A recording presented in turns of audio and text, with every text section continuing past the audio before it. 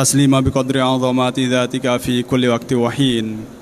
Yang sama-sama kita muliakan para alim ulama, tokoh masyarakat, kaum muslimin, muslimat, jamaah itikaf, sekaligus dirangkai dengan bedah buku pada kesempatan siang yang berbahagia ini. Semoga apa yang kita kerjakan pada siang yang berbahagia ini hendaknya diridhoi dan diberkahi oleh Allah Subhanahu wa taala. Amin amin ya rabbal alamin. Salawat beserta salam semoga selalu tercurahkan kepada junjungan kita baginda Rasulullah Muhammad sallallahu alaihi wasallam seraya mengucapkan Allahumma sholli ala sayyidina Muhammad wa ala ali sayyidina Muhammad. Assalamu alayka ya Rasulullah. Para hadirin yang berbahagia, kami informasikan sebelum kita melaksanakan rangkaian bedah buku pada siang yang berbahagia ini, kita tetap melaksanakan dan mematuhi protokol kesehatan, yaitu kita tetap jaga jarak di antara kita dan yang lainnya, dan tetap menggunakan masker selama kita berada di lingkungan Masjid Raya An-Nur Provinsi Riau. Alhamdulillah pada hari yang keempat di bedah buku pada kesempatan siang yang berbahagia ini, sebelum kita mulai rangkaian acara bedah buku, mari kita buka dengan bacaan basmalah bersama-sama. Bismillahirrahmanirrahim. Selanjutnya untuk menambah keberkahan majelis bedah buku pada siang yang berbahagia ini, mari kita dengarkan bersama Gema Wahyu Ilahi yang akan disampaikan oleh Al-Mukarram Al-Ustadz Buya Masyari BA.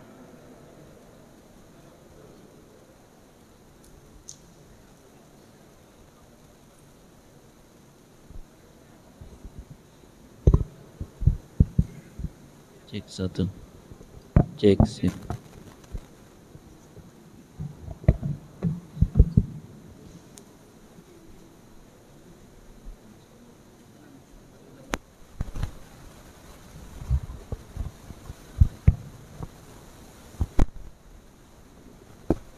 Assalamualaikum warahmatullahi wabarakatuh.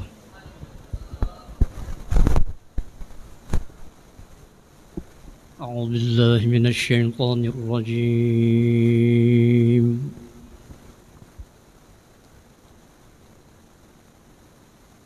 بسم الله الرحمن الرحيم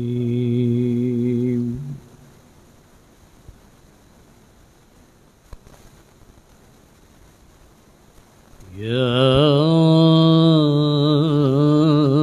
أيها المزمل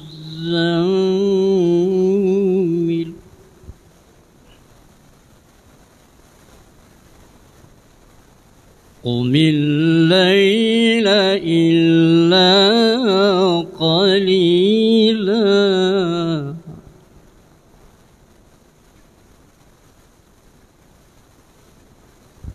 نصفه أو انقص منه قليلا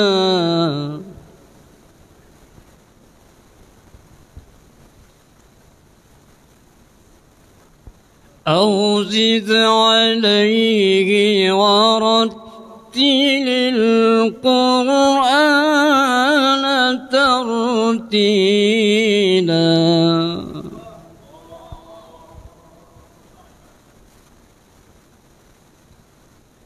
إنا سنلقي عليك قولا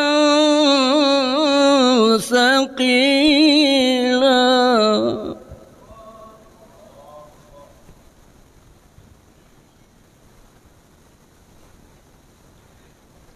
إن ناشئة الليل هي أشد وطئا وأقوم قيلا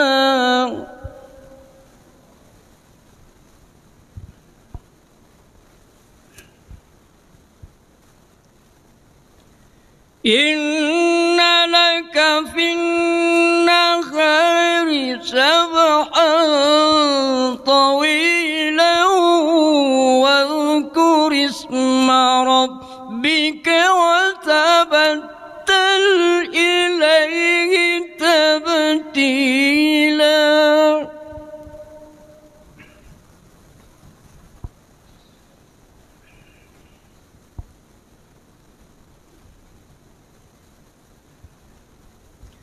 رب المشرق والمغرب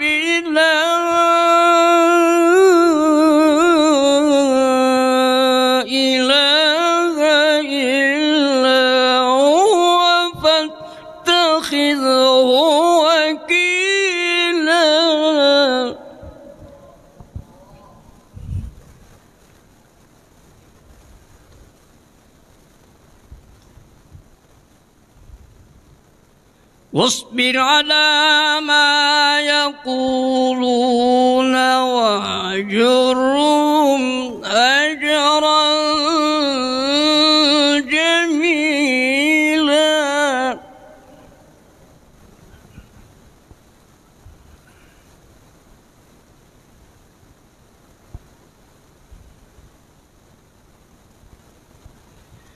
وذرني والمكذبين أولي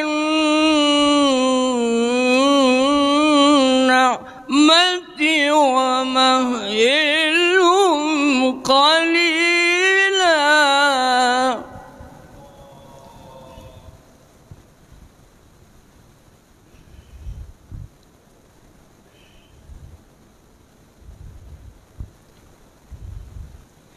إن لدينا أنكالا وجحيما.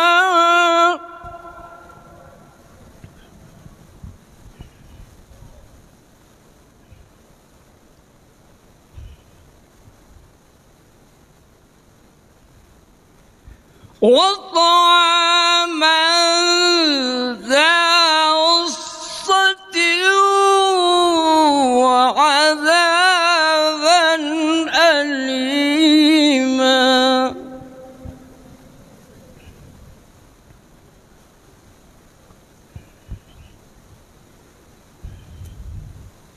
يوم ترجف الأرض والجبال وكانت الجبال كثيبا مهيلا.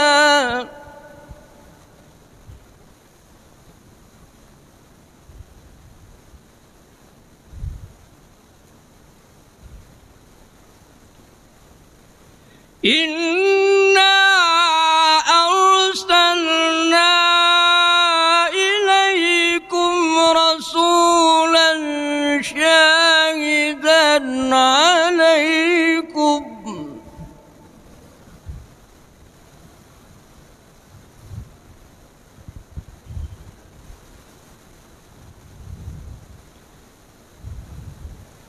كما أرسلنا إلى فرعون رسولا.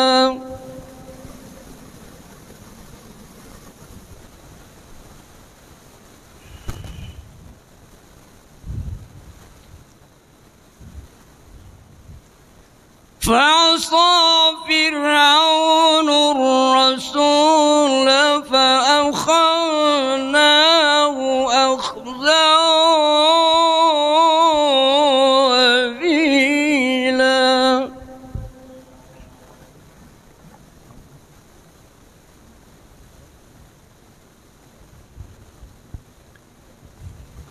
فكيف تتقون إن كفرتم يوما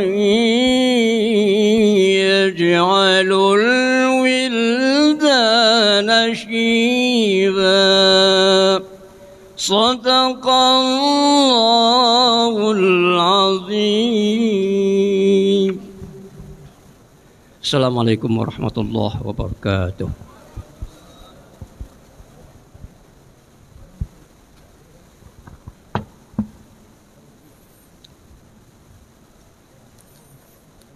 Terima kasih kita ucapkan kepada Al-Mukarram Al-Ustadz Buya Haji Mas Ari BA yang telah membacakan kalam wahyu ilahi. Semoga dengan pembacaan kalam wahyu ilahi kita yang mendengarkan tentunya dicatat sebagai amal yang terbaik di sisi Allah Azza wa Jalla. Amin, amin ya rabbal alamin. Bapak Ibu hadirin yang berbahagia, selanjutnya mari kita dengarkan bersama Budah buku dengan buku menjawab dakwah kaum salafi yang insya Allah pada kesempatan siang yang berbahagia ini akan dipandu oleh moderator yang tidak asing lagi di tengah-tengah kita bersama. Beliau merupakan ulama muda Provinsi Riau, beliau juga dosen Stikes Maharatu Kota Pekanbaru dan juga sekaligus sekretaris BP4 Provinsi Riau. Untuk tidak memperpanjang kata-kata dan mukadimah, mari kita sambut dengan hormat Al-Mukarram Al-Ustadz Haji Ridho Rinaldo SHI MH.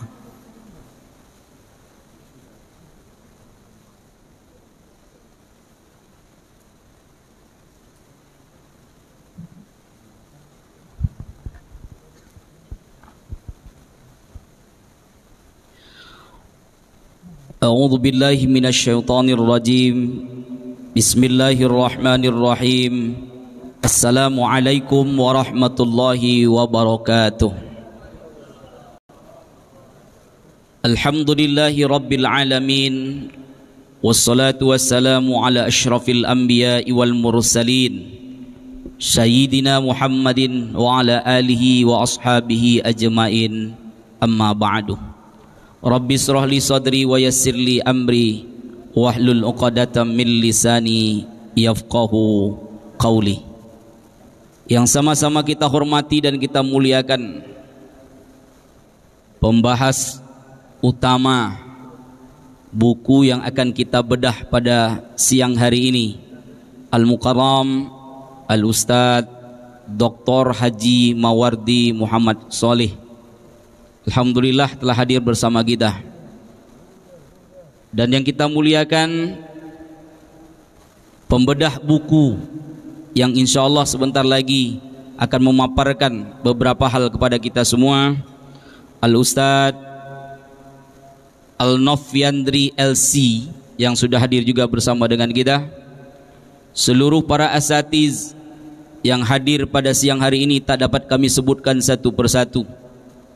Seluruh bapa dan ibu yang berkesempatan menjadi tamu Allah yang kami muliakan, semoga kita semua dimuliakan oleh Allah Subhanahu wa ta'ala. Bersyukur kembali kita kepada Allah dengan melafazkan alhamdulillahi rabbil alamin. Bersalawat kita kepada baginda Rasulullah Muhammad sallallahu alaihi wasallam. Allahumma salli ala Muhammad wa ala ali Muhammad. Assalamu alayka ya Rasulullah.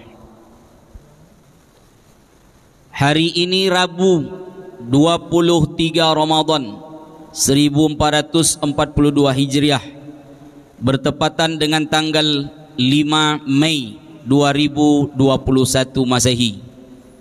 InsyaAllah pada siang hari ini kita akan mendengarkan paparan tentang bedah buku karangan Profesor Dr. Ali Jum'ah tentang menjawab dakwah kaum salafi.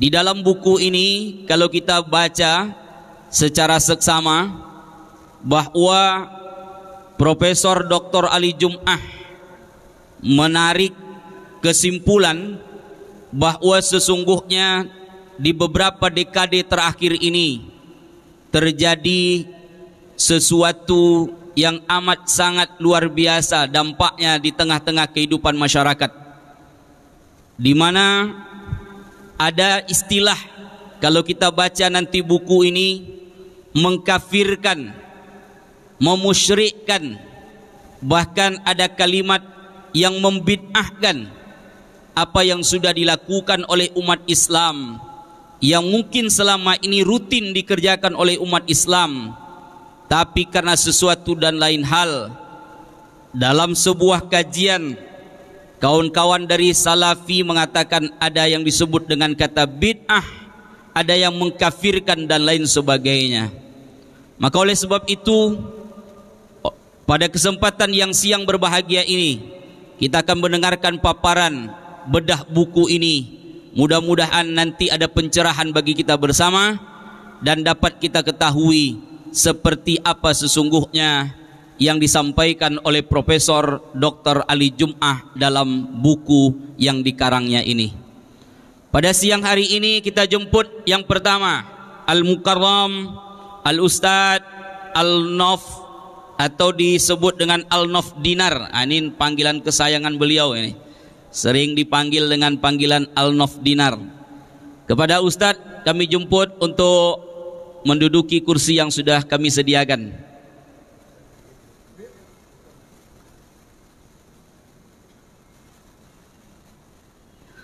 Assalamualaikum Ustadz.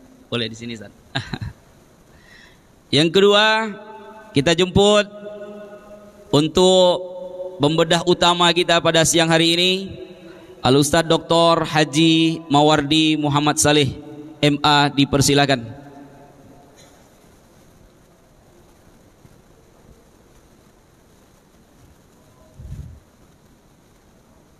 Waalaikumsalam. Baik kaum muslimin rahimakumullah yang berbahagia, karena kita hidup di negeri Melayu, pepatah Melayu mengatakan tak kenal maka tak sayang, tak sayang maka tak cinta, kalau tak cinta tak jadi. Maka tentu walaupun saya yakin dan percaya di antara kita tak ada yang tak kenal dengan dua pembicara kita pada siang hari ini, namun ada eloknya kembali kita untuk memperkenalkan diri daripada kedua pemateri kita pada siang hari ini, agar lebih dekatnya kita, agar lebih mungkin merasa semakin dekat dengan kedua pembicara kita pada siang hari ini. Yang pertama kami kenalkan yang di sebelah kiri saya ini, yang memakai baju batik warna hitam. Saya rasa tak asing lagi bagi kawan-kawan semua yang hadir. Nama beliau adalah Al-Nofviandri LC, panggilan kesayangan Al-Nof Dinar. Beliau lahir di Padang Berimbing tanggal 13 November 1984. Pekerjaan hari ini sampai detik ini mengajar. Ini guru al-mudarris, mengajar. Sebaik-baik orang adalah tentu yang mengajarkan ilmu kepada kita bersama. Mudah-mudahan Al-Ustadz selalu dalam keadaan sehat walafiat. Amin. Kemudian riwayat yang lain, beliau S1 di Al-Azhar Kairo Mesir tahun 2003 sampai 2007.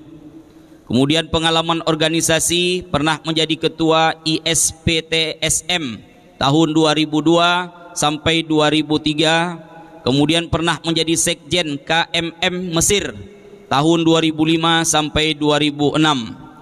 Kemudian pengalaman organisasi dakwah beliau pernah menjadi asatiz Majelis Sunan Al-Mustafa sampai sekarang, Ustaz ya. Alhamdulillah. Kemudian juga pernah 5 tahun terlibat dalam dakwah luar negeri. Ini tak asing bagi kita lagi nih pembicara kita hari ini. Udah tahu dia melalang buana. Berapa negara, Ustaz? Sudah 3 negara, alhamdulillah. Tahun 2016 di Jepang pada bulan Ramadan. Ini hari gato kita tahu sama di Jepang kan. Beliau ini luar biasa ini. Awak tahunya kali gato maka perlu juga kita nanti belajar bersama dengan beliau. Ini singkat saja tentang biografi daripada Ustadz Al-Nof, dan mudah-mudahan ini menjadi kedekatan hati kita. Sudah mengetahui bagaimana seharian beliau, tentang organisasi beliau tak heran lagi bagi kita, dan beliau juga pernah di dompet duafa. Alhamdulillah sampai hari ini juga beliau juga sebagai pengurus di YTWU, Yayasan Tabung Wakaf Umat. Dan mudah-mudahan ini menjadi amal soleh bagi beliau dan juga bagi kita bersama. Amin ya rabbal alamin. Berikutnya kami sampaikan biografi daripada narasumber kita, pembedah utama kita. Yang pertama tentu kami sebutkan nama beliau karena saya yakin dan percaya juga kawan-kawan sudah kenal dengan beliau. Nama beliau adalah Dr. Haji Mawardi Muhammad Saleh MA. Beliau lahir di Bangkinang pada tanggal 24 Juni tahun 1969. Ya betul ya Pak ya? Kalau salah mohon diperbaiki. Ini mencari biodata beliau ini. Kemudian S1, S2 dan S3 beliau di Madinah. S1 di Universitas Madinah tahun 1990. Kemudian melanjutkan S2 di Universitas Madinah tahun 2000. Dan beliau menyelesaikan tesis beliau sebanyak 900 halaman.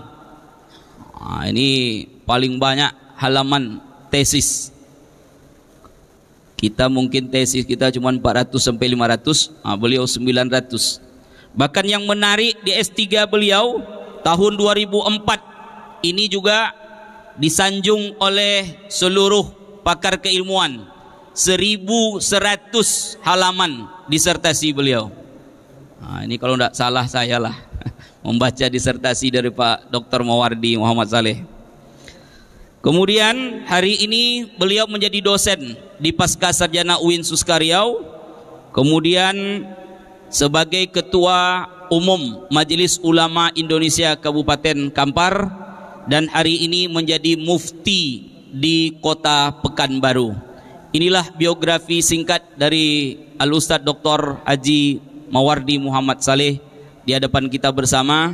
Dan oleh karena itu, untuk lebih semangat lagi, mari kita bertakbir. Allahu Akbar. Allahu Akbar. Kalau loyo tidak jadi kita bahas tentang salafi ini. Baik, untuk mempersingkat waktu, kita awali bersama dengan mengucapkan basmalah. Bismillahirrahmanirrahim. Kita beri waktu 25 menit untuk pembahas, ya, Ustadz Al-Nof, dan juga nanti akan disambung oleh Ustadz Dr. Mawardi. Kita beri juga waktu sebanyak 25 menit. Kemudian kita buka sesi diskusi bersama pada siang hari ini. Baik, kepada Ustadz Al-Nof, waktu dan tempat kami persilahkan. Assalamualaikum warahmatullahi wabarakatuh. Bismillahirrahmanirrahim. Alhamdulillahirabbil alamin.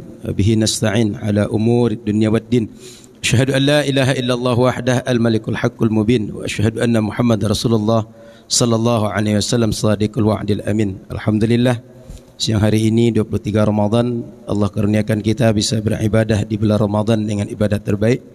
Selain ibadah saum, kita bisa melaksanakan majlis ilmu dengan bedah buku.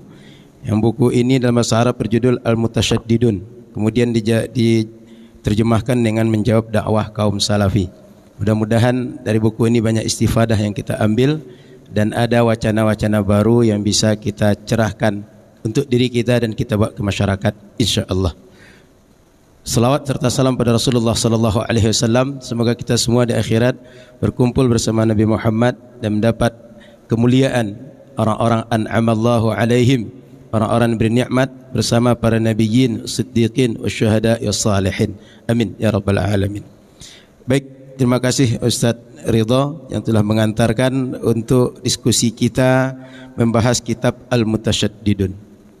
Sebelum kita masuk pada tema isi kitab, maka kita coba melihat sekilas tentang siapa muallif, siapa Syekh Ali Jum'ah. Syekh Ali Jum'ah, beliau seorang yang asli Mesir. Beliau seorang yang belajar formalnya di awal bukan di Al-Azhar, tapi di Ain Syam, sebuah universitas di Mesir, dan kuliah tijariyah atau kuliah perdagangan bahasa kita. Dapat beliau gelar BA, setelah itu melanjutkan di Fakultas Syariah di Al-Azhar Mesir. Kemudian di Al-Azhar sudah menjadi tabiat, kalau S1 itu adalah pelajarannya umum, S2, S3 baru lebih khusus. Maka di S2 beliau mengambil lebih spesifik usul fikih. Di syariah di sana ada jurusan fiqhul am, ada usul fikih, kemudian satu lagi fiqhul muqaran, ada 3 jurusan di situ. Beliau mengambil jurusan usul fikih. S3 juga beliau ambil di usul fikih. Maka beliau menyelesaikan S1, S2 sampai S3 di Al-Azhar. Dari awalnya Fakultas Syariah dan Qanun atau Syariah dan Hukum Islam. Setelah itu fokus kepada usul fikih S2 dan S3.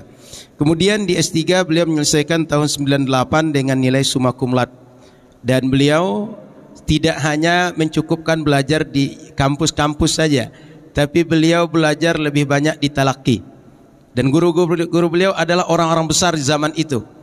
Di antaranya ulama hadis terkenal dari Maroko, dari Maghrib, Syekh Abdullah bin Siddiq Al-Ghumari. Keluarga Al-Ghumariyah ini terkenal dengan ulama hadis di zaman itu. Kemudian beliau juga belajar tidak mulazamah, tapi kalau datang ke Makkah kepada orang kita, orang Padang, Syekh Yasin Al-Fadani. Maka nasab sanad beliau kebanyakan kedua ulama ini. Kemudian beliau juga belajar kepada ulama dari Syam yang terkenal dengan tahqiq kitab-kitab hadis beliau, Syekh Abdul Fattah Abu Guddah. Kemudian kepada ulama Mesir yang terkenal dalam bidang usul fikih, Syekh Abu Nur Zuhair, yang terkenal mengarang sebuah kitab berjudul Usul Fikih, syarah dari kitab yang kita pelajari usul fikih itu, Imam Al-Baydawi, syarah Al-Baydawi. Syarah Minhajul Usul, Nihayatul Usul. Kitab Nihayatul Usul, syarah Minhajul Usul Imam Al-Baydawi. Kemudian beliau juga belajar kepada ulama-ulama Al-Azhar yang lain. Satu di antara sanad beliau yang banyak itu kepada Syekh Al-Bajuri, yang kitabnya banyak kita pelajari di Indonesia. Maka sanad-sanad beliau bersambung kepada ulama-ulama terkenal Nusantara. Beliau tidak hanya punya sanad mazhab Syafi'i dan hanya khusus di dalam satu mazhab saja, tetapi beliau punya sanad 4 mazhab. Bahkan beliau di awal belajar punya mazhab Maliki. Nah, ini sedikit tentang beliau. Kemudian tahun 2003 beliau dipercaya sebagai Syekh Al-Azhar, Mufti Agung Mesir, dan setelah itu beliau dilanjutkan oleh Mufti Agung Mesir selanjutnya Syauqi Alam. Maka Syekh Ali Jum'ah, beliau seorang yang kapasitas keilmuannya punya spesifikasi usul fikih. Kemudian dalam ilmu yang bersifat talaqi, beliau menyelesaikan kutubus sittah, bahkan kutub-kutub hadis yang al-mu'tamadah, semuanya melalui para masyayikh di Al-Azhar. Lalu sejak beliau di akhir 90-an menghidupkan tradisi keilmuan para ulama dengan membuka majlis-majlis talaqi. Sangat banyak kitab hadis yang beliau buka kajiannya di Al-Azhar, kitab fikih, usul fikih, kitab bahasa, dan berbagai keilmuan yang lain. Saya 2003 datang ke situ, beliau sedang baca kitab Al-Ashbah wan Nazair dan kitab Sunan An-Nasa'i waktu itu. Setelah itu 2003 beliau sudah sibuk di Mufti Mesir. Sekali-sekali masih datang ke Al-Azhar, tidak seperti tahun sebelumnya. Kalau tahun-tahun sebelumnya, sehingga kalau ada senior yang pulang misalnya tahun 2000 atau sebelum tahun 2000 ikut talaki dengan beliau, sangat banyak kitab yang belajar dengan beliau. Dan terakhir, metode beliau dalam mengajar adalah membacakan sekedar muqaddimah kitab. Karena muqaddimah kitab itulah saripati keilmuan seorang penulis. Di situ seorang penulis memberikan arahan, memberikan poin-poin penting apa yang beliau tulis dalam bukunya. Sehingga para muridnya diajak baca muqaddimah, setelah itu diberikan contoh, diberikan beberapa penalaran, lalu murid-muridnya yang menyelesaikan baca buku. Dan ini menghasilkan para ulama besar, orang-orang besar. Di antara saat ini yang terkenal Syekh Usama Al-Azhari, yang diangkat sebagai salah seorang mustasar atau seorang penasehat Presiden Mesir saat ini. Masih muda. Saya tidak tahu dengan Ustaz lebih tua mana Ustaz? Syekh Usama Ustaz? Lebih kurang sama dengan beliau. Saat ini posisi beliau sebagai seorang penasehat Presiden Mesir dalam bidang keagamaan. Baik, kita masuk buku Al-Mutasyaddidun. Buku Al-Mutasyaddidun ini ditulis oleh beliau di saat kawan-kawan salafi sedang heboh-hebohnya dengan manhaj mereka, dengan buku-buku mereka, dengan percetakan mereka, dengan pemikiran mereka. Berusaha masuk ke Al-Azhar, berusaha masuk ke berbagai masjid, berusaha masuk ke berbagai halaqah ilmiah. Maka beliau berusaha menulis agar orang-orang paham salafi ini sebenarnya salaf atau bukan salaf. Salafi ini sebenarnya mereka adalah hakikiyah atau bukan, atau sekedar orang mengadu saja. Maka oleh beliau ditulislah buku ini dan nanti membahas 17 masalah yang sering didakwa oleh orang-orang salafi, hanya pemikiran mereka yang benar, selain itu adalah salah. Bahkan mereka tak segan mengatakan selain itu adalah mungkin ahli bid'ah, mungkin orang fasik, atau kharijun anil millah, mereka keluar dari agama. Maka ini dampaknya tidak ringan. Orang kalau sudah keluar dari agama, bisa-bisa nanti halal darahnya, halal hartanya, dan dia menjadi orang-orang yang ditarget oleh orang Islam sebagai musuh. Dan itu menyebabkan kita pecah. Hubungan horizontal di antara kita bisa jadi satu dengan yang lain saling bermusuhan. Maka kehadiran salafi ini kalau tidak disikapi dengan bijak menjadi sebab perpecahan kita. Terakhir, saya yakin tidak lupa kita yang baru saja terjadi di Bangkinang, ya Ustaz ya. Dan beliau punya komentar, sehingga komentar beliau, saya harap beliau segera taubat. Saya hafal itu saja. Yang lain masih panjang. Intinya taubat kata beliau. Kalau tak salah tak mungkin beliau suruh taubat. Karena salah beliau suruh taubat. Betul Ustaz? Saya tidak tahu kalau saya tanya beliau kafir atau tidak gitu. Beliau menjawab nanti. Baik, para sahabat, para jamaah yang hadir dirahmati Allah Subhanahu wa taala. Pertama, kita tengok dulu Salafi ini dari segi penamaan dan akar sejarah. Salafi ini nisbah kepada salaf. Yang salaf ini secara bahasa ini bisa untuk generasi kapan saja. Generasi yang sebelumnya dari sekarang kita sebut salaf, generasi setelahnya disebut dengan khalaf. Maka sepanjang zaman sejak dahulu sampai kiamat bisa ada salaf, bisa ada khalaf. Oleh karena itu istilah ini tidak terikat, tidak terkungkung pada satu masa saja. Makanya Syekh Ramadan Al-Buti menyebut bahwa as-salafiyah bukan sebagai mazhab fiqh, tetapi marhalah zamaniyah mubarakah, sebuah fase dalam perjalanan sejarah Islam yang fase itu banyak keberkahan, sebab di fase itu memunculkan para ulama yang mereka berpegang kepada sunnah Rasulullah sallallahu alaihi wasallam, dan mereka menjadi pencerah kita, menjadi sandaran kita bersama dalam memahami apa yang menjadi firman Allah dan sunnah Rasulullah sallallahu alaihi wasallam.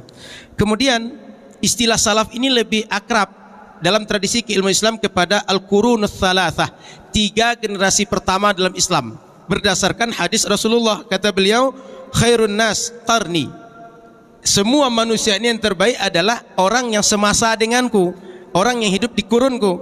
Tsummal ladzina yalunahum, kemudian generasi setelah itu para tabi'in. Tsummal ladzina yalunahum, kemudian generasi setelah itu.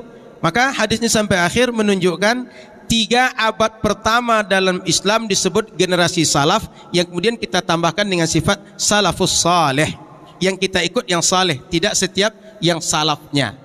Kemudian kalau kita tengok Imam Ibnu Hajar Al-Haytami mengatakan abad 4 pertama Hijriyah dikenal ulama dengan al-mutaqaddimun, dan 4 abad setelah 4 abad pertama itu al-mutaakhirun. Sehingga yang salaf itu adalah para ulama yang hidup di 4 abad pertama, setelah itu disebut dengan khalaf. Maka Imam Abu Hamid Al-Ghazali yang kita kenal dengan kitab Ihya Ulumuddin, wafat tahun 505 Hijriah, tak sebut dengan salaf.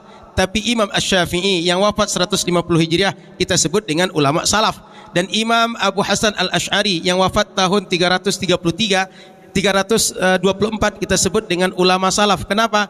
Masih sebelum abad keempat beliau wafat.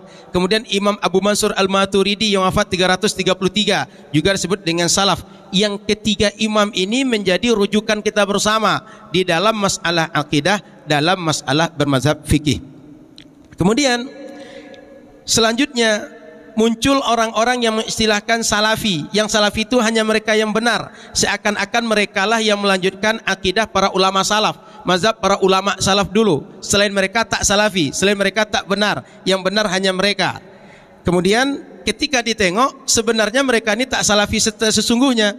Karena kalau kita tengok dari rujukan mereka, paling tinggi rujukan mereka kebanyakan kepada Al-Imam Ibnu Taimiyah. Imam Ibnu Taimiyah abad ke-8 Hijriah. Kalau kita tengok pembagian Imam Ibnu Hajar Al-Haytami, tidak masuk ulama salaf. Kemudian kalau kita tengok lebih lanjut, merujuk pada Imam Syekh bin Baz, Syekh Utsaimin, Syekh Nasiruddin Al-Albani, lebih tidak salaf lagi karena baru hidup belakangan. Bahkan mungkin sebagian kita masih ketemu dengan Syekh Nasiruddin Al-Albani. Jadi dakwah salaf hanya sekedar klaim, bukan sebuah keseriusan, bukan kesungguhan. Karena kenapa?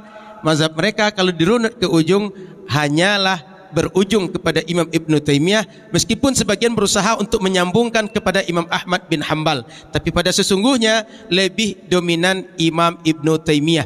Termasuk pembagian akidah yang 3, uluhiyah, rububiyah, asma wa sifat, itu pelopornya Imam Ibnu Taimiyah. Tak akan kita temukan ulama yang dahulu membagi akidah yang 3 itu. Jadi kalau kita tengok akidah yang 3, Imam Ibnu Taimiyah bukan akidah salaf berarti, tapi akidah ulama khalaf. Lanjut. Lalu muncul istilah ini juga, salafiyah ini di Mesir, ketika Mesir dijajah oleh Inggris.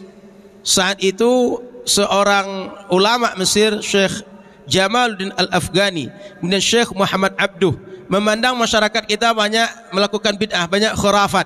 Maka pilihan mereka adalah kita ini mesti memperbaharui khitab ad-dini. Bagaimana kita menyampaikan agama kepada masyarakat dengan cara yang lebih ajak, dengan apik, lebih cocok dengan kondisi masyarakat. Karena masyarakat kita sudah terlanjur banyak melakukan yang nyeleweng, yang salah. Maka beliau kemudian memunculkan syiar, memunculkan ikon, kita kembali kepada salaf atau salafiyah. Maksudnya agar umat yang terlanjur mungkin dengan akhlak, dengan ibadah yang keluar dari agama, balik lagi kepada salaf agar yang mereka lakukan benar. Karena saat itu banyak orang Mesir, di antaranya ada dua pecah masyarakat. Yang satu memilih bergabung dengan gerbong barat sehingga kita ikut Eropa. Yang satu memilih kembali kepada ajaran Islam yang bersih. Dua ini kedua-duanya memiliki masalah tersendiri. Kalau ikut barat, lepas Islam kita. Balik kepada Islam, nanti masalahnya bagaimana caranya. Kalau mengikut ulama yang selain ulama salaf yang kita sebutkan tadi, mungkin kita akan mengikut tradisi ulama yang sudah ada, ikut mazhab yang ada. Mungkinkah dilakukan atau tidak? Maka mereka memunculkan istilah baru namanya salafiyah. Kita mesti kembali kepada Islam yang murni dengan jargon salafiyah.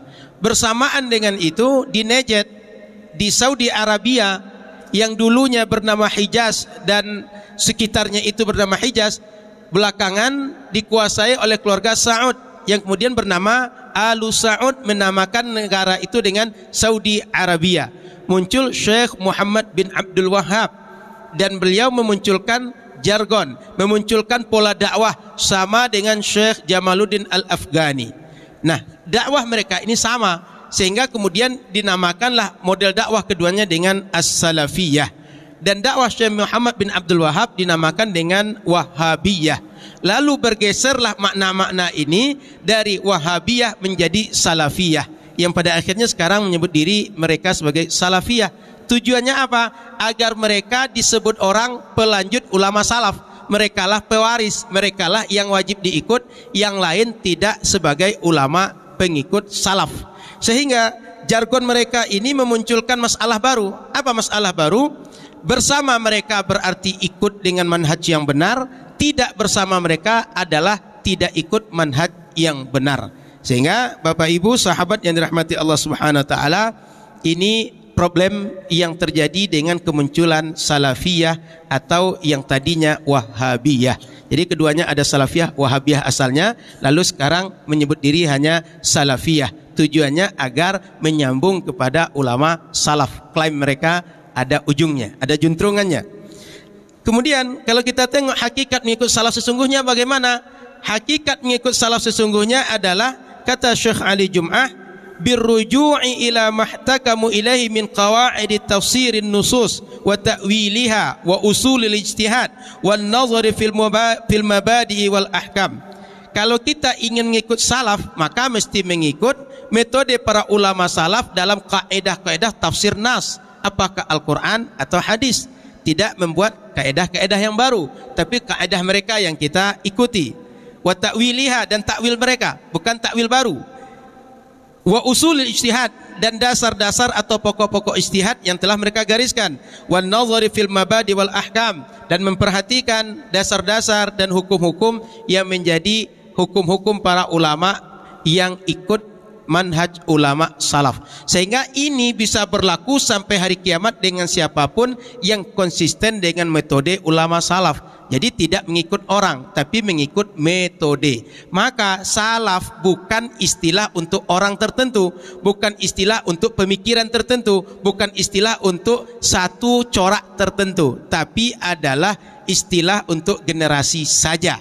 Selama ikut metode mereka, kapanpun kita bisa sebut dengan salafi. Bahkan jangan-jangan kita yang salafi sesungguhnya, karena kita mengikut ulama yang salaf. Imam Syafi'i, Imam Abu Hasan Al-Ash'ari, mereka ikut ulama khalaf. Maka mereka kalau tidak khalafi, ya talafi. Paham ya? Ada salafi, ada talafi. Salafi, salaf, talafi pakai ta, perusak. Maka talafi, perusak ajaran agama. Lanjut. Maka sesungguhnya salafiyah itu adalah orang yang komitmen dalam memahami nas menurut metode ulama salaf. Maka mengikut metode ulama seperti Imam Malik bin Anas, Imam Abu Hanifah, Imam Syafi'i, Imam Ahmad bin Hanbal, itulah yang salafiyah sesungguhnya. Sehingga ini bisa berlaku bagi muslim siapa saja, di mana saja, tidak hanya di satu negara, tidak hanya di Indonesia, tak hanya Pekanbaru, dimanapun berlaku salaf ini.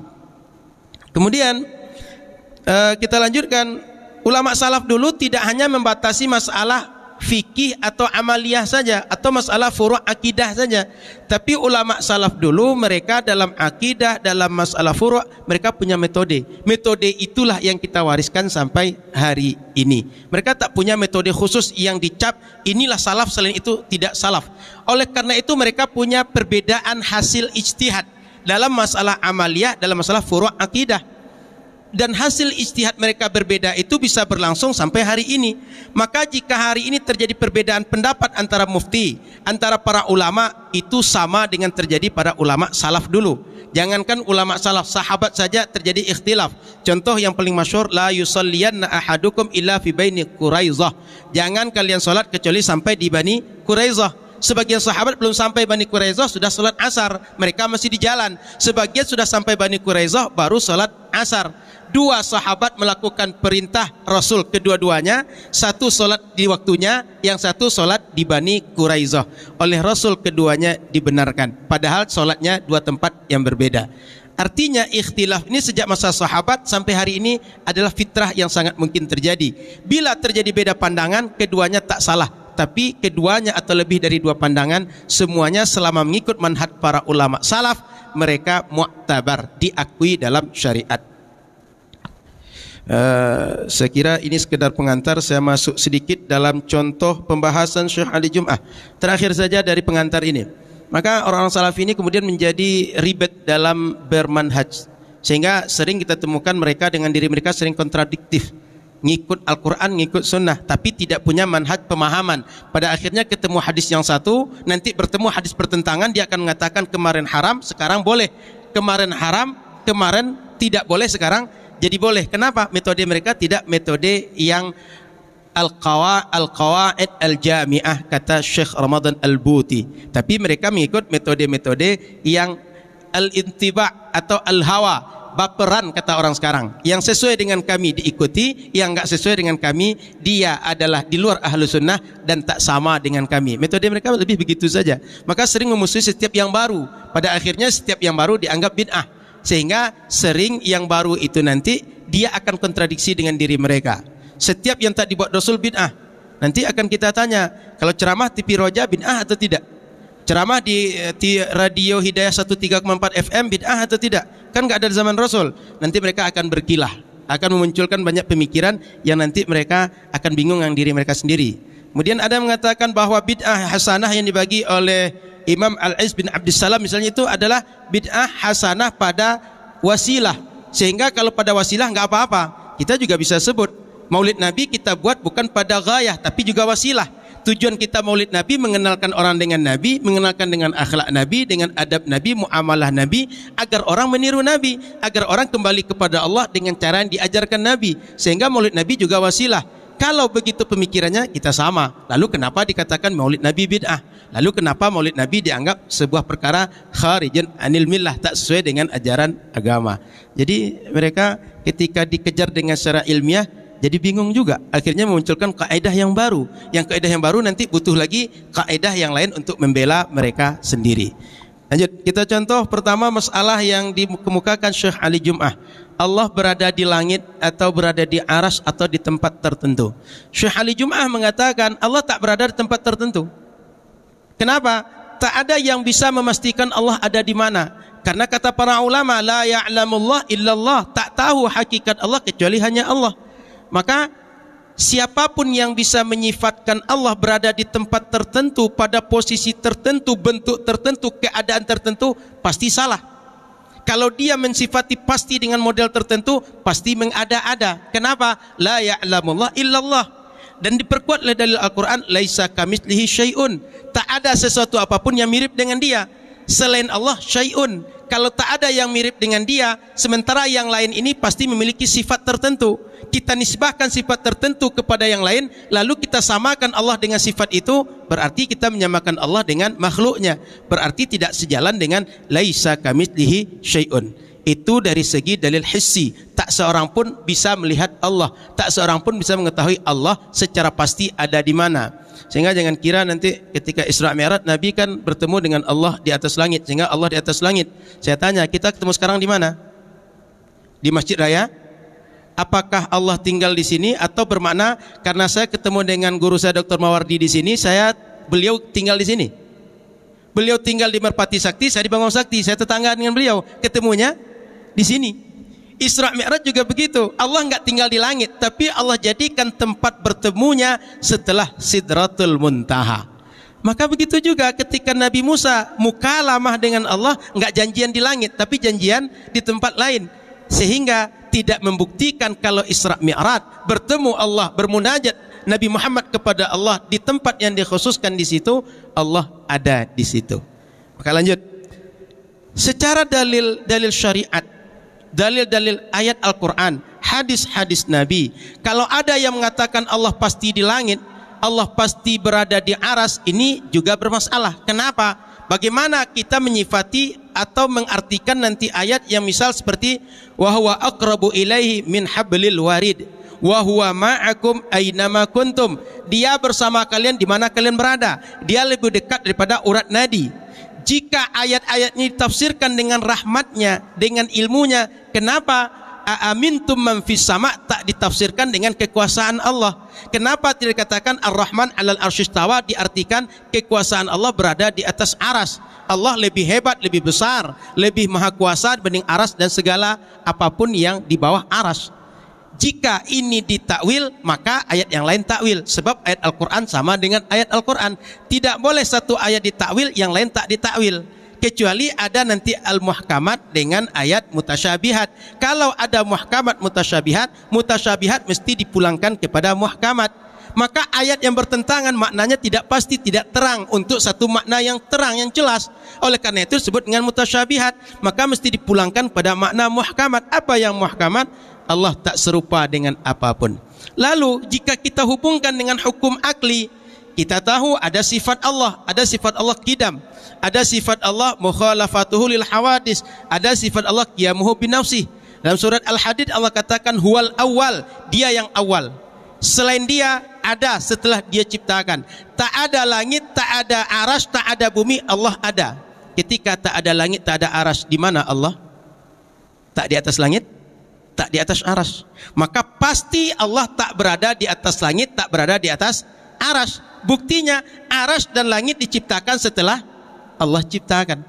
Kalau seandainya aras, Allah berada di atas aras, Allah berada di atas langit, berarti ada yang wujud bersama dengan Allah atau lebih dahulu dari Allah. Kalau begitu berarti Allah tidak qadim atau Allah tidak bersifat qidam. Sementara semua sekte dalam Islam sepakat akhasus sifat bagi Allah adalah al-qidam. Sifat yang paling menjadi sifat penentu pembeda Allah dengan yang lain adalah sifat qidam. Satu-satunya sifat yang paling menentukan yang disepakati semua sekte dalam Islam adalah qidam. Kalau kita katakan Allah di atas langit, di atas aras, berarti Allah bukan qidam. Kenapa? Karena kemungkinan langit ada bersama dengan Allah atau lebih dahulu dengan Allah. Sementara Allah katakan Allahu khaliqu kulli syai', dia pencipta segala sesuatu. Kalau pencipta segala sesuatu pasti adanya setelah Allah ciptakan. Sebelum Allah ciptakan tak ada segala sesuatu. Maka tak ada langit, tak ada aras, tak ada di atas, tak ada di bawah, tak ada di dalam, tak ada di luar. Kenapa? Nisbah yang di luar di dalam tak ada, nisbah di atas di bawah tak ada. Maka pasti Allah tak di langit, Allah tak di aras. Kemudian dari sifat Allah Al-Qayyum, Allahu la ilaha illa huwal hayyul qayyum. Makna qayyum la yaftakiru ila syai'in, tak butuh kepada apapun selain dirinya, dan selain dia butuh kepada dia. Kalau ada langit tempat Allah berada, ada aras tempat Allah berada, secara tidak langsung orang akan mengatakan Allah berada perlu di atas langit atau perlu di atas aras. Maka ini bertentangan sifat Allah Qayyum. Berarti bertentangan dengan ayat Al-Quran Allahu la ilaha illa huwal hayyul qayyum. Kemudian sifat Allah bersifat mukhalafatuhu lil hawadis. Tidak ada makhluk yang Allah ciptakan kecuali semuanya punya tempat, punya ruang, punya batas, punya posisi. Tak ada yang tidak. Baik namanya jauhar, baik namanya arat, baik namanya jisim nanti. Ada jauhar, dia menempati langsung. Ada arat, dia bertempat kepada yang lain. Contoh cahaya lampu, dia tak bisa muncul kecuali ada lampunya. Cat tak mungkin menempel kecuali ada dindingnya. Maka warna-warna itu termasuk arat, jauhar termasuk kita ini.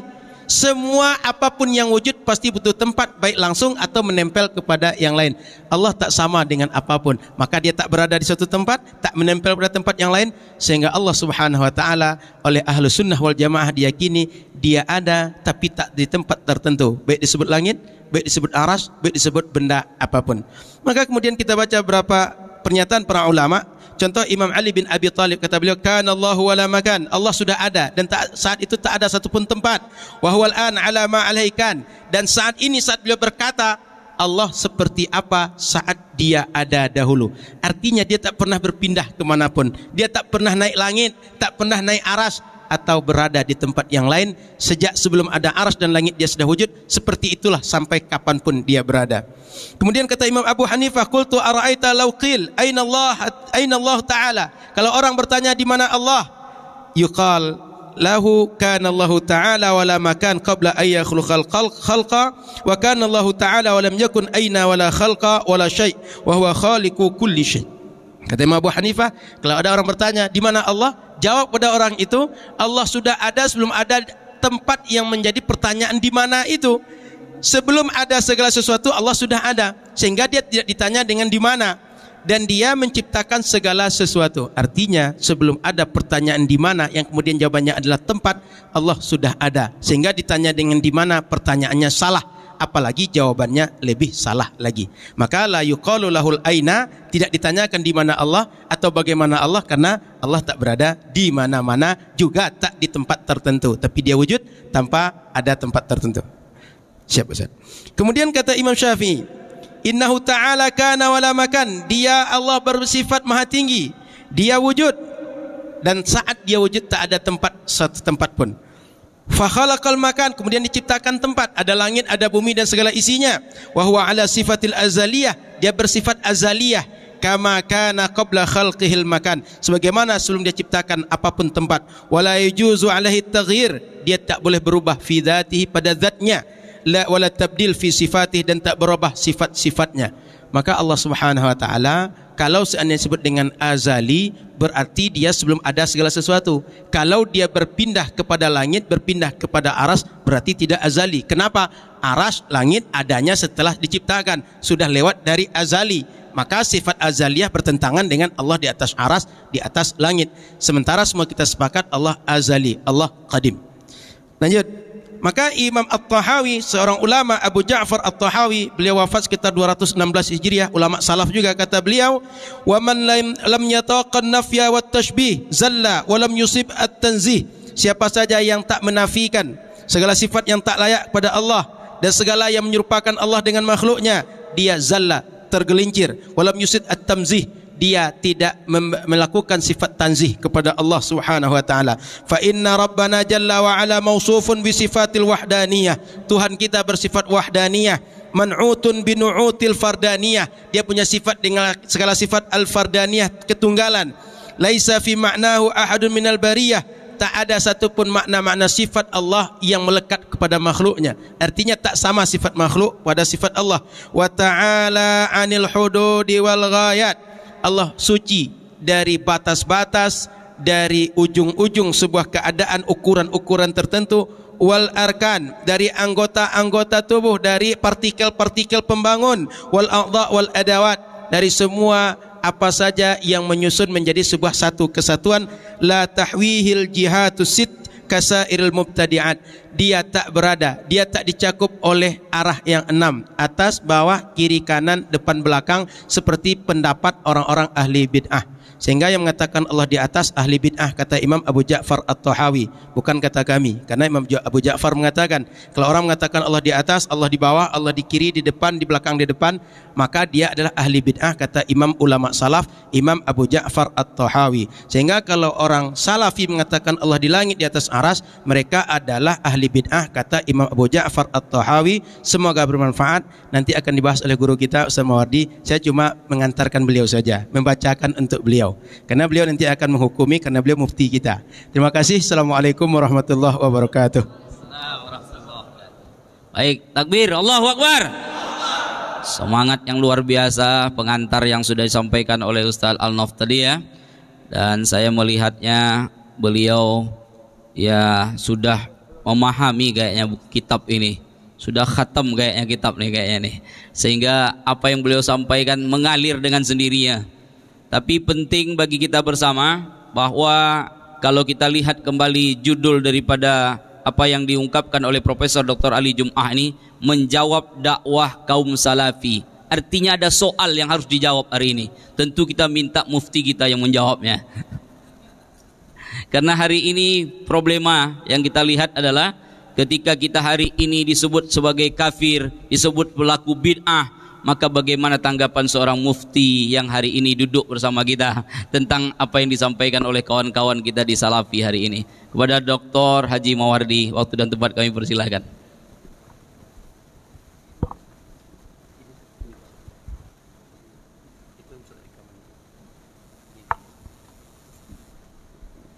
Bismillahirrahmanirrahim. Assalamualaikum warahmatullahi wabarakatuh. Alhamdulillahi rabbil alamin wa bihi nasta'in ala umurid dunya waddin. Wassalatu wassalamu ala asyrafil anbiya'i wal mursalin wa ala alihi wa sahbihi ajma'in, amma ba'd. Allahumma la ilma lana illa ma 'allamtana innaka antal alimul hakim. Rabbana zidna ilma warzuqna fahma. Allahumma inna nas'aluka ilman nafi'a wa rizqan thayyiba wa amalan mutaqabbala. Allahumma ja'alna mimman yastami'una al-qawla fayattabi'una ahsana. Allahumma arina al-haqqa haqqa warzuqna ittiba'ah wa arina al-batila batilan warzuqna ijtinabah. Allahumma ja'alna min ibadikas salihin ya arhamar rahimin. Baik, yang saya hormati, saya muliakan pembahas pembedah buku kita, Bapak Ustaz Al-Nob, yang telah membedah buku. Memang walaupun tadi tidak keseluruhan karena dibatasi oleh waktu. Saya yakin kalau di Bekasi waktu dia sampai malam tidak selesai dia tadi. Cuma kalau waktu sedikit ini kan kadang-kadang tidak tahu mana yang dahulukan, mana yang diakhirkan, mana, karena maklumatnya kan terlalu ghazir. Kemudian juga ustaz-ustaz yang hadir bersama kita di majelis ilmu, yang mana ini adalah majelis yang paling mulia. Saya pertama sekali memberikan apresiasi, acara ini sangat luar biasa. Dan saya sebenarnya menunggu-nunggu acara seperti ini. Dan juga saya bangga dengan ada majelis namanya Majelis Mustafa ya. Sunan Mustafa, luar biasa. Kemudian menghidupkan tradisi mengaji itu, tradisi baca kitab. Maka saya bangga dengan ustaz-ustaz kita yang bergabung di Majelis Sunan Mustafa, yang saya melihat pengajian-pengajiannya baca kitab. Begitulah yang bagus ngaji itu sebenarnya. Dan alhamdulillah umat semakin tercerahkan ya. Kan selama ini ceramah-ceramah ini kan ceramah-ceramah lepas ya. Kemudian kalau istilah Syekh Ali Jum'ah, beda antara ulama dengan penceramah katanya, akan ada di ujung buku itu. Karena memang dari dulu para ulama sudah membagi level-level manusia sejauh mana dia memahami syariat. Itu dikategorikan oleh ulama seperti Imam Al-Haramain Al-Juwaini, kemudian juga Imam Asy-Syatibi. Di pemahaman orang terhadap syariah itu ada berapa? Maka seperti Imam Al-Haramain Al-Juwaini, ada mereka yang disebut dengan al-ulama ar-rabbaniyun, ada mereka yang disebut sebagai tulabul ilm, ada mereka yang disebut sebagai al-wa'az. Jadi kalau penceramah ini, kalau dia hanya penceramah, itu sebenarnya kategori ketiga, wa'az, yaitu memberikan tausiah. Karena itu menarik juga ini perlu kita sosialisasikan oleh ustaz-ustaz ya. Dan terakhir itu dalam pembahasan Syekh Ali Jum'ah, jadi banyak orang yang tertipu asal pandai ceramah oleh orang awam itu ulama. Ini jadi masalah. Ini disinggung oleh beliau di akhir. Malah apa? Kalau ada penceramah yang orator, yang pandai merangkai kata, kemudian mengisi relung-relung yang belum terisi, kemudian itu dianggap ulama. Tapi ulama malah, kalau ada ulama yang benar-benar ulama, kadang-kadang ditinggalkan oleh umat. Malah orang kadang-kadang merujuk. Jadi ini sudah salah kaprah, menganggap orang yang tidak ulama berkonsekuensi masalahnya. Apa konsekuensinya? Menjadi rujukan, menjadi sumber tempat bertanya. Padahal Allah katakan, fas'alu ahla zikri in kuntum la ta'lamun. Jadi saya mengapresiasi kenapa baca kitab, karena kalau baca kitab ini langsung merujuk ke ulama, itu masalahnya. Maka kalau saya barangkali kadang-kadang kalau yang sudah jemaah yang cinta mengaji, maka mengajilah dengan ustaz-ustaz yang baca kitab. Saya yakin ini, kalau ini ditradisikan di Kota Pekanbaru, di mana saja, ini kelompok-kelompok salafi ini akan minggir nanti. Karena selama ini kita tidak bisa, ya masalah kita tidak rujuk ulama. Karena mereka kan jargonnya kembali kepada Quran, Quran sunnah. Tak ada di sunnah, itu gimana cara mematahkannya? Itu kan tertipu, orang banyak dibuatnya, terkecoh. Maka saya bilang itu penipu sebenarnya itu. Tapi dia pakai jargon-jargon yang Allah musta'an. Ya kembali kepada Quran sunnah, ya gimana, logika sajalah. Gimana kembali kepada Quran dan sunnah? Orang itu sendiri jangankan secara metodologis, baca Quran aja tak pandai, disuruh dia balik, suruh dia baca Quran itu tak pandai.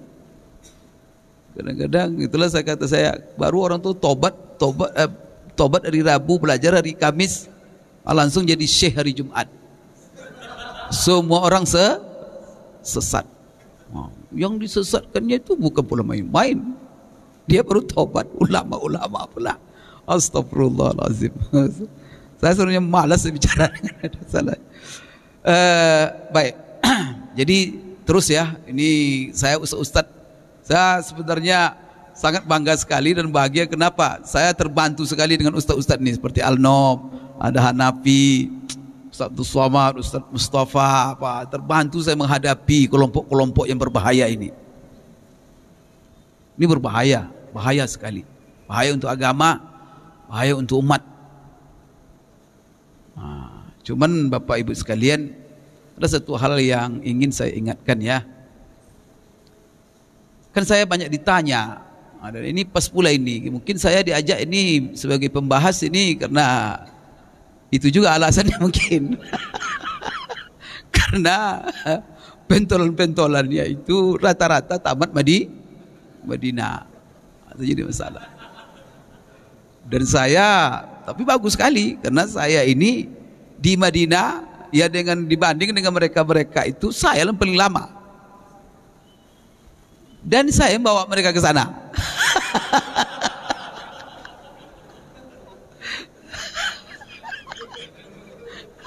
Saya juga yang banyak saya dulu tapi kan kita kan tidak tahu, kita niat kita baik dulu kan.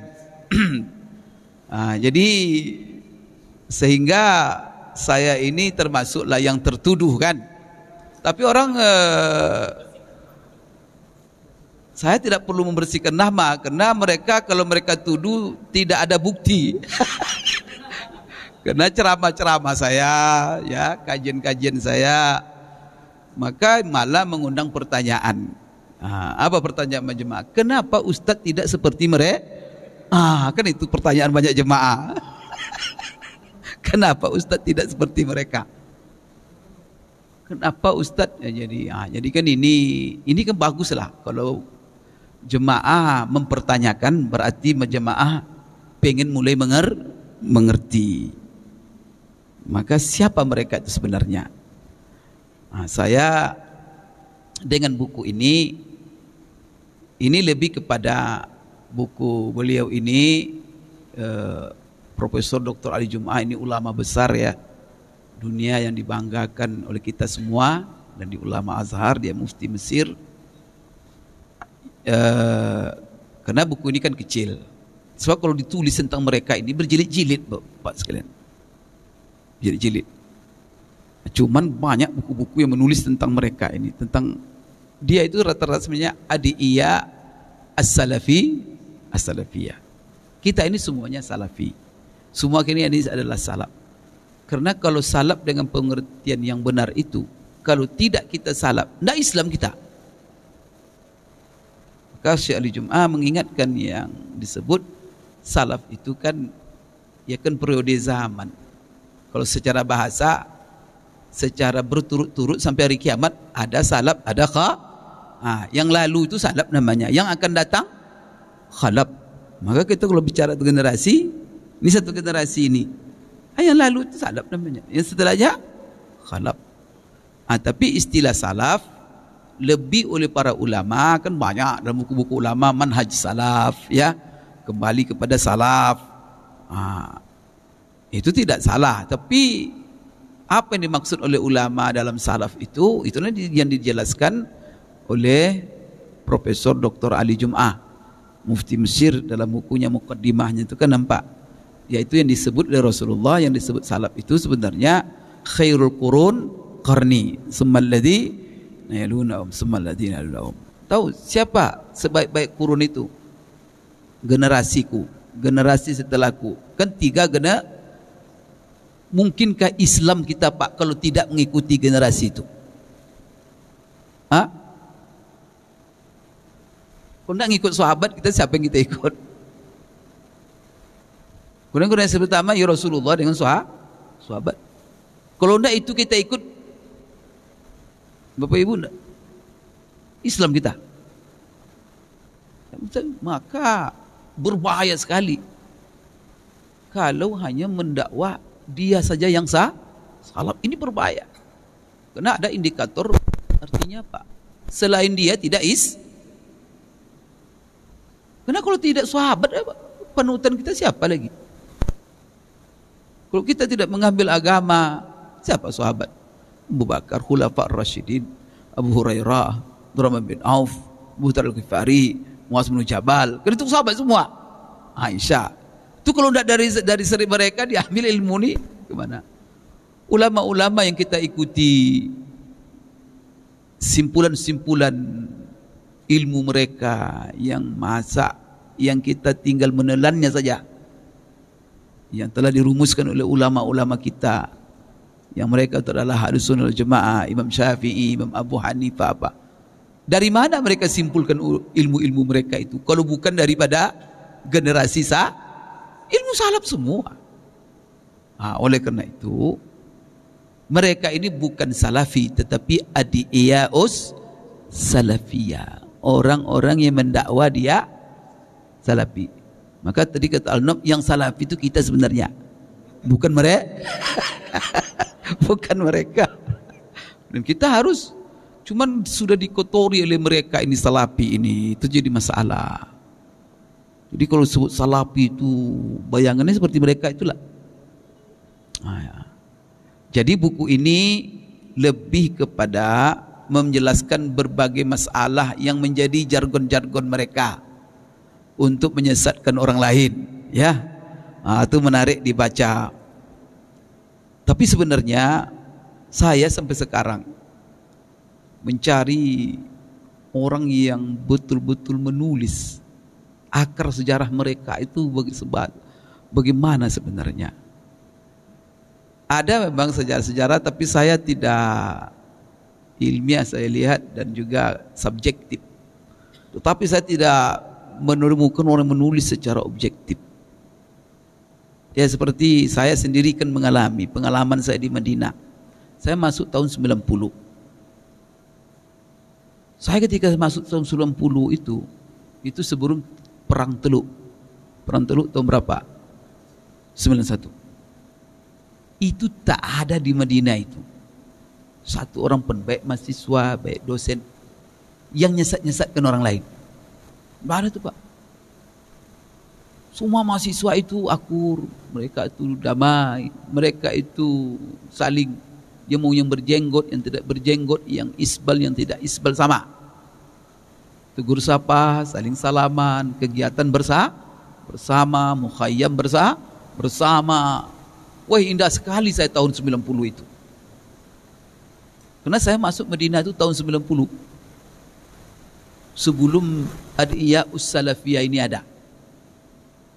Jadi saya pastikan mereka ini baru ada tahun 91 ke atas. Yaitu setelah perang Teluk. Setelah kasus banyak ulama di dunia yang mengkritik Saudi ketika itu mengundang Amerika ke Saudi.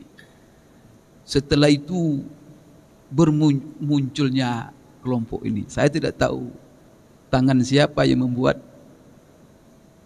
kelompok ini. Allah musta'an. Tapi saya tidak mau lebih mendalami, tapi saya kepingin ada yang bisa menulis dan yang berani menulis. Mungkin banyak yang tahu tapi tidak berani menulis. Siapa sebenarnya di belakangnya? Saya kaget.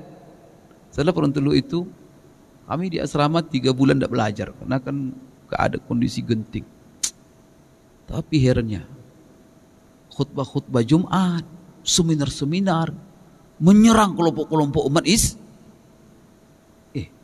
Apa salahnya umat Islam kok diserang-serang? Tokoh-tokoh yang menjadi rujukan umat diserang dalam seminar, dalam khutbah, sengaja dibuat. Setelah itu antara mahasiswa mulai. Jadi Pak ya, ini kami di Madinah juga antara mahasiswa dengan mahasiswa, antara dosen dengan ada antara mereka tak salaman dia karena menganggap itu ahli bid'ah dosen lain itu. Karena dia aja yang salafi. Nah, jadi saya bingung, kan kaget saya sebenarnya. Apa yang terjadi? Padahal dalam ada namanya Dalilul Jami'at. Itu kan panduan, ya di situ ada kode etik. Sekarang ada. Maka jangan Bapak Ibu menuduh bahwa Jamiah Islam itu sarang adanya Salafiyah, Wahabiyah. Enggak. Saya belajar kok. Kalau ada yang bilang gitu, itu sarangnya hadapi saya karena saya belajar, saya di situ. Kalau belajar di sana, yang mendirikan Jamiah Islamiyah itu, ini catatan oleh Bapak Ibu nih. Yang mendirikannya itu adalah rata-rata mayoritas adalah doktor-doktor Azhar semua itu. Jadi universitas rata-rata di Saudi itu yang mempelopori berdirinya adalah ulama Azhar. 2 saja. Ulama memang didatangkan dari Azhar dengan berbagai jinsiyah, mungkin dari Sudan, mungkin dari Qatar, mungkin dari mana-mana, dan juga banyak Mesir. Maka saya ketika datang ke sana masih banyak profesor-profesor dari Azhar, orang Mesir yang ngajar saya. Kemudian atau orang Saudi sendiri, ulama-ulama besarnya belajar di Azhar pulang. Itulah yang mendirikan universitas di Saudi itu. Maka tidak bisa lepas dari Azhar, Pak. Itu seluruh universitas Teluk, bacalah sejarah. Itu semuanya itu rata-rata ulama Azhar. Saya masih ingat dari masa Raja Faisal ketika kena Jamal Abdul Nasir dalam ketegangan politik waktu itu kan, mengusir banyak ulama-ulama, terpaksa ulama Azhar banyak keluar. Dan salah satu yang menampungnya adalah Raja Faisal di Saudi. Keberadaan mereka dimanfaatkan betul. Karena orang-orang cerdas. Karena mereka adalah orang berilmu. Itulah mereka menjadi pengajar, menjadi termasuk Said Sabiq, ya kan? Kemudian banyak sekali, saya tak sebut nama satu-satu.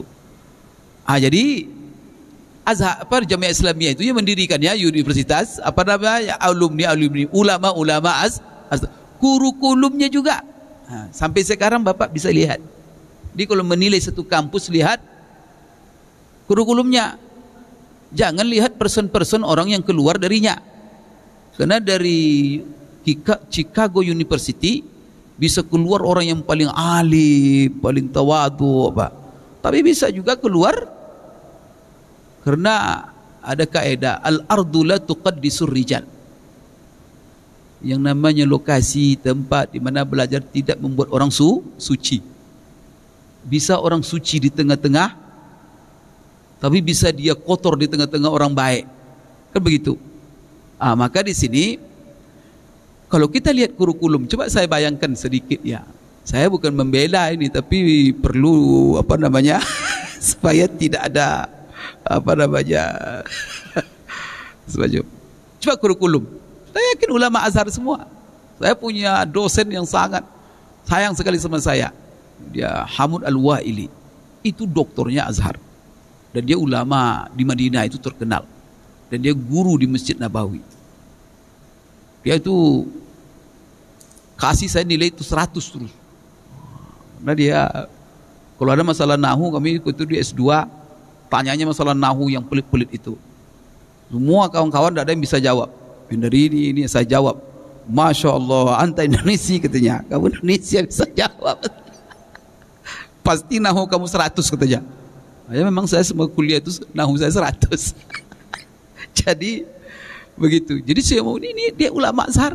Dia punya buku sekarang, dia mensyarah Bidayatul Mujtahid. Dan juga yang lain-lain. Banyak dari Azhar. Kurikulumnya apa?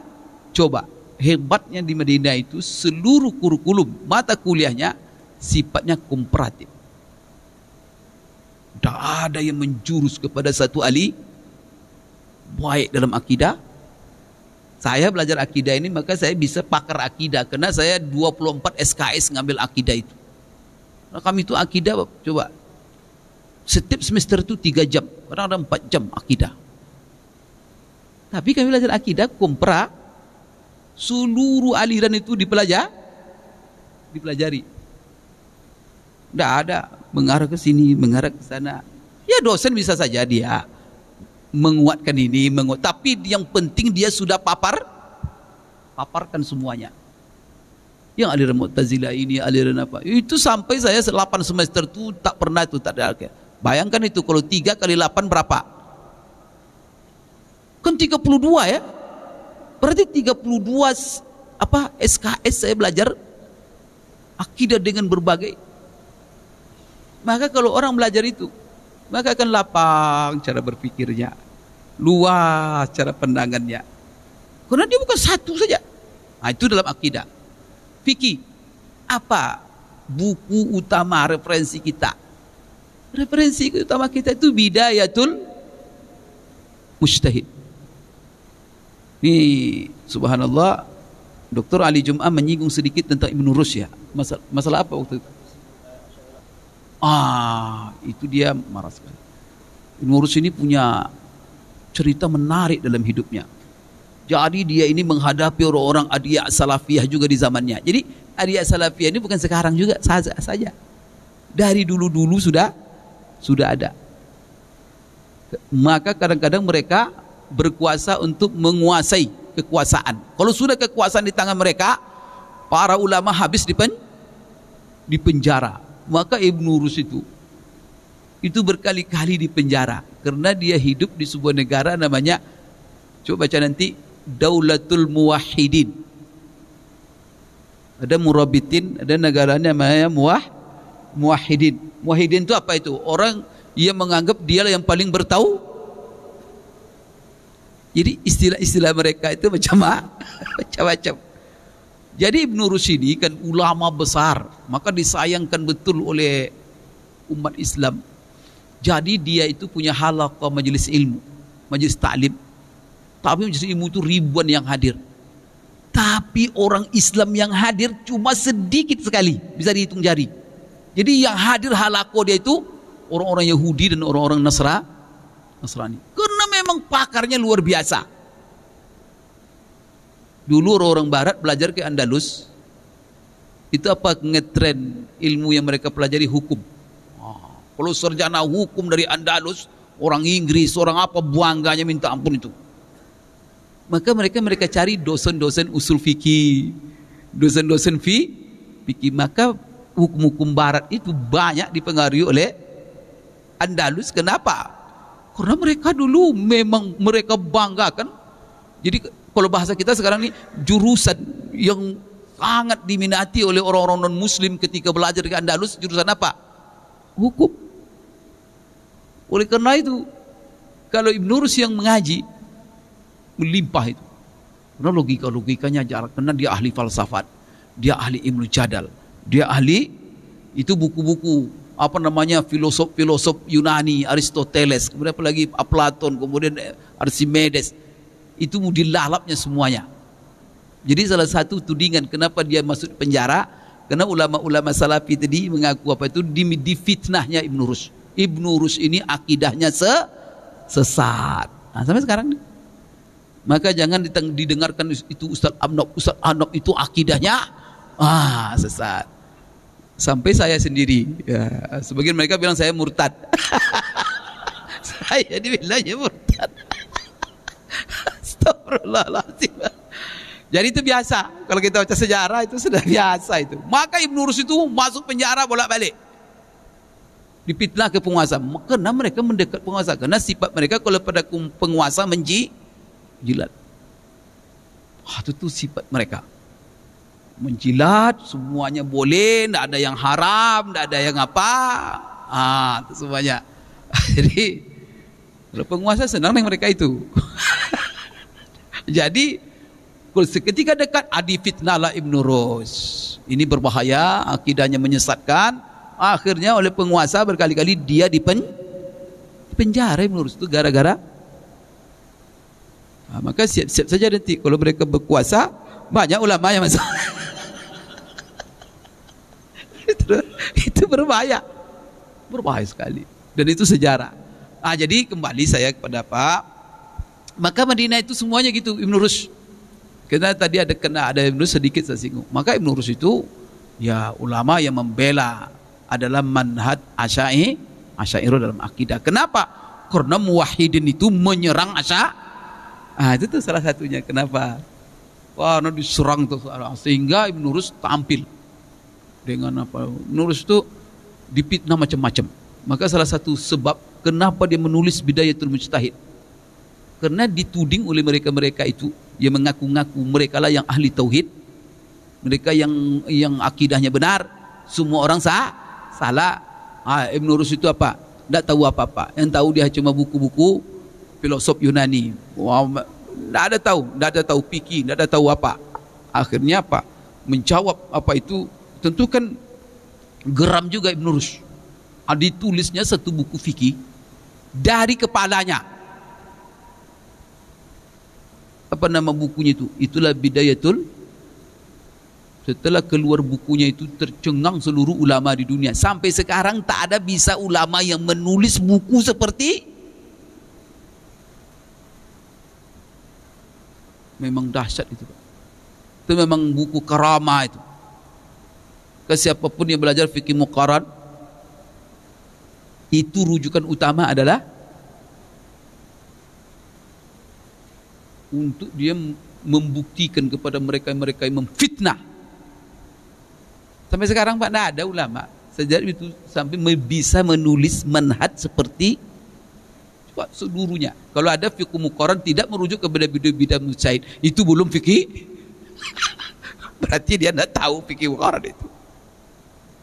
Atas itulah salah satu buku juga dia dalam buku-bukunya membela Asy'ariyah karena diserang. Imam Ghazali ada memfatwakan bukunya dibakar, itu biasa. Terus sejarah itu biasa itu. Ini kan sejarah berulang-ulang ini. Cuma bagaimana nanti menyikapi. Kemudian kembali itu fikih, maka fikih kita itu Ibn Rushd. Kalau fikih mazhab pun yang kita rujuk adalah seluruhnya fikih-fikih muqaran. Kalau di dalam mazhab Syafi'i itu rujukannya adalah Majmu' Imam Nawawi. Kalau nanti di dalam Hanafi itu kalau tidak rujukan utama Bada'i As-Sana'i lil Kasani. Nanti datang pula nanti kalau dalam fikih mazhab Hambali Al-Mughni Ibnu Qudamah. Begitulah seterusnya. Dan juga dalam mazhab Maliki kita pakai buku-buku yang ditulis oleh Ibnu Abdul Bar seperti Al-Istizkar Syarah Muwatta Imam Malik. Jadi itu dalam fikih. Dalam hadis kita baca Kutubus Sittah kalau untuk hadisnya. Kemudian untuk fikih hadisnya, karena yang diinginkan dari studi hadis adalah fikih hadis. Apa fikih hadis? Yang kami jadikan rujukan utama Subulus Salam. Subulus Salam itu buku yang sangat netral sekali. Dan di dalam memaparkan pendapat-pendapat dalam istinbat setiap hadis, memaparkan seluruh pendapat ulama. Sampai dia juga beraliran Hadawiyah pun dia, dan dia diisukan beraliran Zaidiyah. Begitu. Dan itu kita jadikan rujukan, kan moderat sekali. Itu dalam hadis. Tafsir apa yang kami pakai? Yang kami pakai rujukan utama tafsir Ibnu Katsir. Siapa Ibnu Katsir? Mazhabnya Syafi'i, akidahnya Asy'ari. Dipelajari itu rujukan utama kami, hafal oleh kami buku tafsir Ibnu Katsir itu. Coba lihat. Jadi kita bingung, Pak. Walaupun ulama Saudi itu mereka dalam manhaj akidahnya seperti yang dirumuskan oleh Ibnu Taimiyah, Ibnu Qayyim, tetapi mereka di dalam menerima ulama-ulama Asy'ariyah luar biasa. Jadi saya tidak melihat ada ulama-ulama besar Saudi yang bertengkar dengan ulama Asy'ariyah, tidak ada itu. Maka Syekh bin Baz itu kan mufti itu, tapi duduk dengan Dr. Yusuf Qardawi, duduk dia dengan Dr. Ali Jum'ah, duduk dia dengan itu ulamanya, Pak. Kemudian juga dosen-dosen Azhar di situ ngajar, tidak ada masalah. Duduk mereka, satu Asy'ari, satu di satu ruangan. Lama saya di sana tidak ada bertengkar. Subhanallah. Karena ini kan saya mohon maaf ya, kalau dalam masalah-masalah sifat itu, ini sudah pengembangan ini. Saya tidak menemukan di buku Ibnu Taimiyah itu umpamanya apa? Seperti Allah di langit, kemudian Allah turun. Maka saya dulu dari Sanawiyah lagi masa ya ulama dinukil, ada buku di Sanawiyah yang saya masih ingat itu, bahwa Ibnu Taimiyah itu mengatakan Allah turun dari langit, kemudian dia contohkan seperti turunnya dari masa ulama seperti itu. Jadi ada saya lihat manhaj wasati, artinya pertengahan. Kita ini kan wa kadzalika ja'alnakum ummatan wasata.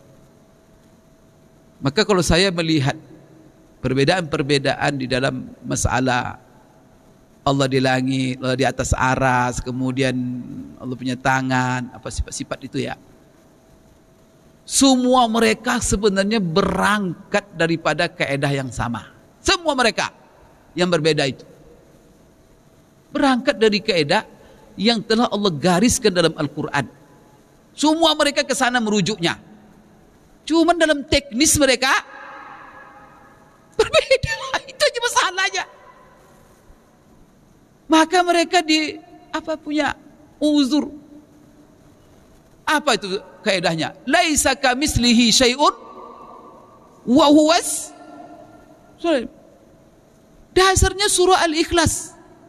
Qul huwallahu ahad, Allahus samad, lam yalid wa lam yulad. Apa ujungnya? Wa lam yakul lahu kufuwan ahad. Artinya apa? Semua mereka ingin menerapkan ayat ini. Tak ada satupun yang sama dengan Allah. Tanya di sini, itu juga rujukannya. Nanti berujung-ujungnya kenapa mereka mengatakan itu? Karena Allah mengatakan laisa kamitslihi syai'un. Nanti ditanya pula di sini, kenapa laisa kamitslihi? Ya Allah, berarti tujuan mereka tujuan sama semuanya. Nah, sekarang kita buat satu contoh. Seperti Allah katakan yadullah fawqa aydihim. Allah punya tangan. Nah, ini gimana ini? Nah, itu muncul analisa. Nah, kalau tangan ini kan anggota badan ini. Kalau Allah dinisbatkan pada anggota badan, punya pula tangan seperti tangan. Nah, kan begitu. Sehingga apa? Diindikasilah bahwa kalau kita maknakan itu tangan, terjerumus kita menyerupakan Allah dengan makhluk. Padahal Allah mengatakan laisa. Maka ulama besar kita Asy'ariyah, wah ini tangan tak bisa diterjemahkan tangan ini harus ditakwil. Kenapa juga mereka mentakwil bukan dari hawa nafsu? Karena memang bahasa Arab itu banyak baru bisa dipahami maknanya dengan ditakwil. Memang begitulah uslub bahasa. Ada majaz, ada kinaya, ya kan, ada isti'ah, dan itu usul besar. Dan Allah katakan berulang dalam Quran, Qur'anan Arabi bilisanin, Allah tekankan ini bahasa Arab. Maka kalau kita memahami Quran dengan apa? Dengan bahasa Arab. Bahasa Arab ada majaz, bahasa Arab, dan yad itu juga dipakai oleh orang Arab dalam bahasa sehari-hari untuk mana majazi. Sekarang Allah pakai. Apakah ini? Ini sini masalahnya. Jadi terpaksa ditakwil karena juga musaghun fil lughatil Arabiyah. Maka ditakwil menjadi kekuasaan. Yang satu mengatakan tidak, sebab jangan-jangan betul-betul lihat itu adalah sifat. Kalau kita takwil, kita nafikan lihat, berarti apa? Terjerumus kita menafikan sifat. Jadi dia ingin lari daripada. Kenapa? Semua yang Allah tetapkan dalam Al-Quran tak boleh kita roba-roba. Tak boleh. Takut mereka meroba-roba yang ada. Terjerumus pula nanti kepada menafikan sifat. Oleh karena itu, apa kata mereka? Iyad. Iyad itu maknanya maklum. Ya kan? Al-makna maklum. Wal kaifiyah majhula. Wasu'alu anhu bid'ah. Jadi tangan, tapi yang ditanya tangan bagaimana? Dan Ibnu Taimiyah itu kalau dalam buku-bukunya bilang begitu. Dia maknanya tangan, tapi jangan kalian bayangkan seperti tangan manusia. Maka dituduhnya Asy'ariyah itu ketika mentakwil mentasbih dulu katanya. Itu masalahnya perang itu antara dua manhaj ini. Karena Asy'ariyah ketika dia mentakwil menjadi kekuasaan, pertama ditasbihnya dulu. Sebab kalau kita artikan tangan berarti seperti tangan manusia. Maka Pak terjerumuslah kepada tasbih. Setelah ditasbih, apalagi tanya? Dinafi? Tidak akan mungkin, karena laisa kamitslihi. Coba. Dari gimana kita? Ini adalah semuanya tujuannya. Setelah itu apa? Setelah dia nafikan, ta'til lagi katanya. Sebab ketika kita mengatakan, jangan dibayangkan. Pokoknya Allah menetapkan yad, ya yad. Tapi sebenarnya, kalau saya jangan diterjemahkan ke dalam bahasa kita. Yad, yad saja. Tapi bagaimana?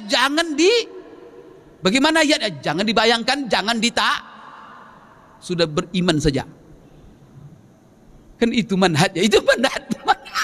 Tapi itu semuanya mensucikan Allah supaya tidak terjerumus dalam menafikan, tidak jerumus dalam mentaktil, maka mereka anggap mereka lebih selamat. Sedangkan manhaj Asy'ariyah lebih bijaksana. Katanya mereka lebih aslam, ini lebih ahkam. Sekarang ikut yang mana? Jadi kalau saya melihat sepanjang kami mengkaji ini di Madinah itu berapa semester, jadi saya menikmati juga. Jadi kesimpulan saya apa? Ini memang semata-mata istihad untuk muara yang sah. Allah, itu masalahnya. Cuman salafiyah, adik salafiyah jadidah ini berani-beraninya menunjuk Allah di atas, begini ya. Kemudian jadi itulah yang itu memang berhak itu dikatakan mereka itu mujassimah, karena mereka sudah membuat kaifiyah. Ulama seperti ini tidak ada pernah membuat kaifiyah dia. Kalau saya baca betul tidak ada kaifiyah. Tapi sudah ada. Ya sudah, kamu yang tanya-tanya. Pokoknya ayat. Wal kaifiyah majhula was su'alu anhu. Bertanya bagaimana tangan itu bid'ah itu. Tapi yang jelas Allah punya ayat. Selesai. Jangan dibayang-bayangkan. Maka siapa yang membayang-bayangkan Allah seperti dalam salat dibayang-bayangkan Allah, syirik langsung. Kenapa? Wa lam yakul lahu. Maka orang-orang penyembah-penyembah berhala itu kenapa itu? Karena dirupakannya Tuhan dalam bentuk di bentuk ini Tuhan gitu ya. Dibuat. Maka kita dalam sholat tidak boleh kita apa? Batal sholat kita kalau dibayang-bayangkan Tuhan ini seperti ini. Karena bagaimana kita menyerupakannya, tidak ada yang serupa dengan dia, bagaimana membayangkannya bentuknya. Maka kita mengimani apa? Mengimani wujudnya, mengimani sifatnya, kemudian mengimani afal semuanya, asma'nya. Jadi di sini Bapak Ibu sekalian, cuman ya terpaksa ulama-ulama sekarang karena sudah bergeser, sudah berani-berani. Itu enak-enak dia tangan. Kalau saya sendiri ya enggak mau saya itu kalau menyebut-nyebut tangan itu. Kalaupun kita pakai manhaj ini sebut aja yad, karena yad namanya dalam itu. Tapi kalau kita sudah terjemahkan dengan tangan, itu nanti orang persepsinya kan begitu juga ain, kemudian lagi kan macam-macam itu sifat-sifat dzatiyah itu. Oleh karena itu hal ini saya melihat ya memang di satu sisi ulama Azhar, ulama di Madinah, semuanya mereka bermuara kepada muara yang sama, cuma dengan cara yang berbeda, dan cara-cara itu sudah masuk dalam konteks istihad. Maka istihad seperti ini tidak perlu diperbesar. Yang perlu sekarang yang kita hadapi adalah orang yang sesat sembarang menyesat-nyesatkan ini. Asy'ariyah dhal, firqah dhalah. Oleh karena itu auzubillah ya, saya menyarankan memang bukunya Profesor Dr. Ali Jum'ah ini luar biasa, dan dia telah mengungkapkan kepada kita masalah-masalah, dan saya bersyukur ada penterjemahnya sehingga bisa menjadi referensi bagi kita bersama. Tapi sebenarnya ada buku pendahuluan, saya minta kalau bisa Pak Alnop dengan kawan-kawan menterjemah. Buku itu judulnya, saya belum ada lihat pasar ini, tulis Pak Anapi, kalau turun bersama-sama nanti. Ini penting sekali dibaca oleh umat, tahu salafi ini siapa mereka ini. Buku itu judulnya Al-Khututul Aridah li Usuli Ad'iya'is Salafiyyatil Jadidah. Saya minta buku ini diterjemahkan. Kalau masalah seperti buku Pak Profesor Ali Jum'ah, ini bagus karena ini adalah aplikasinya. Artinya masalah ini sebenarnya ini adalah lahir sebagai konsekuensi usul metode dakwah mereka, metode beramal. Ini menarik sekali karena di sini dikupas, dikuliti. Ketika buku ini keluar, mereka gaya disambar petir ini. Betul. Kebakaran jenggot. Jadi buku ini saya lihat, saya cari-cari terjemahannya di pasar, tidak tahu ya, wallahu alam apakah Pak Alnop sudah lihat. Kalau belum cepat terjemah. Enggak, betul, luar biasa. Jadi ini coba lihat, mulai di-download. Nanti kalau di-download itu langsung dapat itu. Jadi Al-Khututul Aridah li Ad'iya'is Salafiyatil Jadidah, dan itu ditulis oleh seorang doktor dari Kuwait. Padahal ini coba lihat, bayangkan ya, orang ini kalau di dalam manhaj asma wa sifat seperti Ibnu Taimiyah ini, tetapi dia menyerang Ad'iyah. Jadi itu menarik. Saya di Mesir itu ya, saya menarik saya di Mesir itu sebenarnya. Senang saya di Mesir. Di Mesir kan orang-orang Salafi itu banyak juga. Yang jenggot, yang cingkrang. Tapi Pak ya mereka damai. Nggak ada yang bermasa-masa muka itu. Ngaji bersama, sekalipun terjemah mereka hadir dalam majelis. Nggak ada yang mental, jangan hadir di situ, jangan hadir di situ. Enak. Jenggot panjang, kan, tapi muka manis. Kita ini belum pelihara jenggot, belum masa mukanya lagi. Setelah berjenggot, mukanya gelap aja. Astagfirullahaladzim. Kalau jemaah tabligh kan enak, kan berseri-seri mukanya. Ini kenapa Pak? Hitamnya mukanya. Masalahnya orang semuanya salah, dia aja yang di hatinya itu. Ya Allah, gimana Pak? Dan ini bahaya Pak, mereka buka lembaga pendidikan pula. Banyak lembaga pendidikan mereka. Ini merisaukan sekali. Masalahnya apa? Anak-anak diajarkan dari awal Pak membenci lingkungan. Astagfirullahaladzim. Bapak kamu tuh ahli bid'ah, ibu kamu tuh ndak bernikop, itu masuk neraka. Anak kecil terbayang oleh bapak itu, ketemu bapaknya ahli neraka. Astagfirullahaladzim. Maka sebanyak-banyak mengadu Pak. Masuk sekolah mereka itu orang tua ngadu, Pak Ustaz gimana anak saya ini? Saya dituduh dari neraka, ibunya dituduh ahli bid'ah. Saya kadang bilang keluarkan cepat, bilang sebelum sesat anak kamu. Pak itu bahaya Pak. Kalau orang anak kecil dari awal diajarkan doktrin menyalah-nyalahkan orang, inilah embrio teror. Bunuh orangnya nanti dia. Di antara kaidah mereka kalau dalam itu Pak, kalau orang yang tidak semanhat dengan mereka, tidak salafi, lebih berbahaya dari Yahudi, dari Nasrani. Ahli bid'ah lebih bahaya dari orang kafir. Astagfirullah.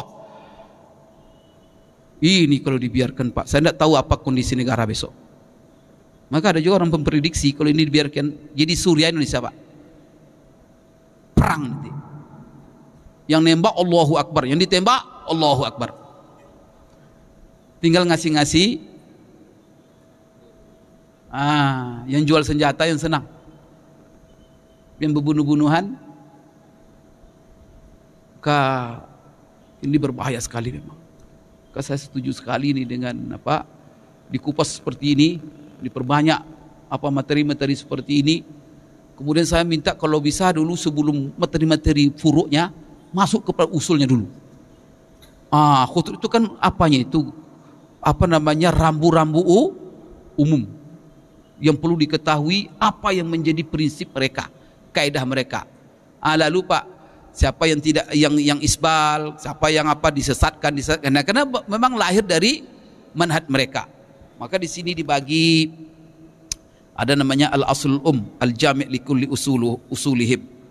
Ini kaidah induk dalam manhaj mereka. Maka di sini coba usuluhum fit takfir wat tabdi'. Kaidah-kaidah mereka dalam mengkafirkan, dalam membid'ahkan. Di sini ada dalam apa nih? Maka apa yang terjadi kemarin di dalam video yang saya tanggapi itu sudah ada, karena salah satu usul mereka, seluruh kelompok-kelompok Islamnya mauqifuhum minal jamaat, bagaimana mereka menyikapi jamaah-jamaah Islam. Maka ada Muhammadiyah, ada NU, ada apa? Al-jama'atul islamiyah firaqun dhalah. Seluruh kelompok-kelompok jamaah Islam itu adalah sekte-sekte sesat. Itu ada nanti di halaman 17 itu. Itu dikupas oleh penulis. Maka tidak aneh kemarin dia bilang Muhammadiyah firqatun dhalah, NU firqatun dhalah, Tarbiyah firqatun dhalah, Jamaah Tabligh tabaliq. Astagfirullahalazim. Bahaya sekali dia, Pak. Ini kalau baca buku ini mengerti kita ini. Oh ini, maka kita sosialisasikan ini adalah bahaya sekali, Pak. Ini memporak-porandakan umat Islam. Terus saya tak tahu saya dari mana mereka muncul ini, siapa yang menyetel, siapa yang membuat di belakangnya, apa tujuannya. Tapi saya merasakan munculnya setelah perang Teluk. La ilaha illallah, la haula wala quwata illa billah. Bapak Ibu, jadi saya itu kan membaca di dalil jamiat tadi, di dalam pedoman apa kita itu, panduan akademik, situ tertulis. Tapi saya lihat dilarang mahasiswa, dosen di muka umum, di mengajar, di forum menyesatkan seseorang, membid'ahkan seseorang, kelompok ini dilarang, Pak. Itu merupakan platform kaum apa? Intinya, Pak, jadi kalau mereka muncul berbeda dengan itu, mereka tidak dapatkan di kampus. Berarti mereka dapatkan di oknum. Kalau semata-mata dia belajar dalam lokal saja, tidak keluar mereka seperti itu. Keluar mereka seperti saya. Keluar mereka seperti Dr. Hidayat Nur Wahid. Keluar mereka seperti Dr. Salim. Itu semua dokter-dokter di Madinah, 15 tahun juga mereka.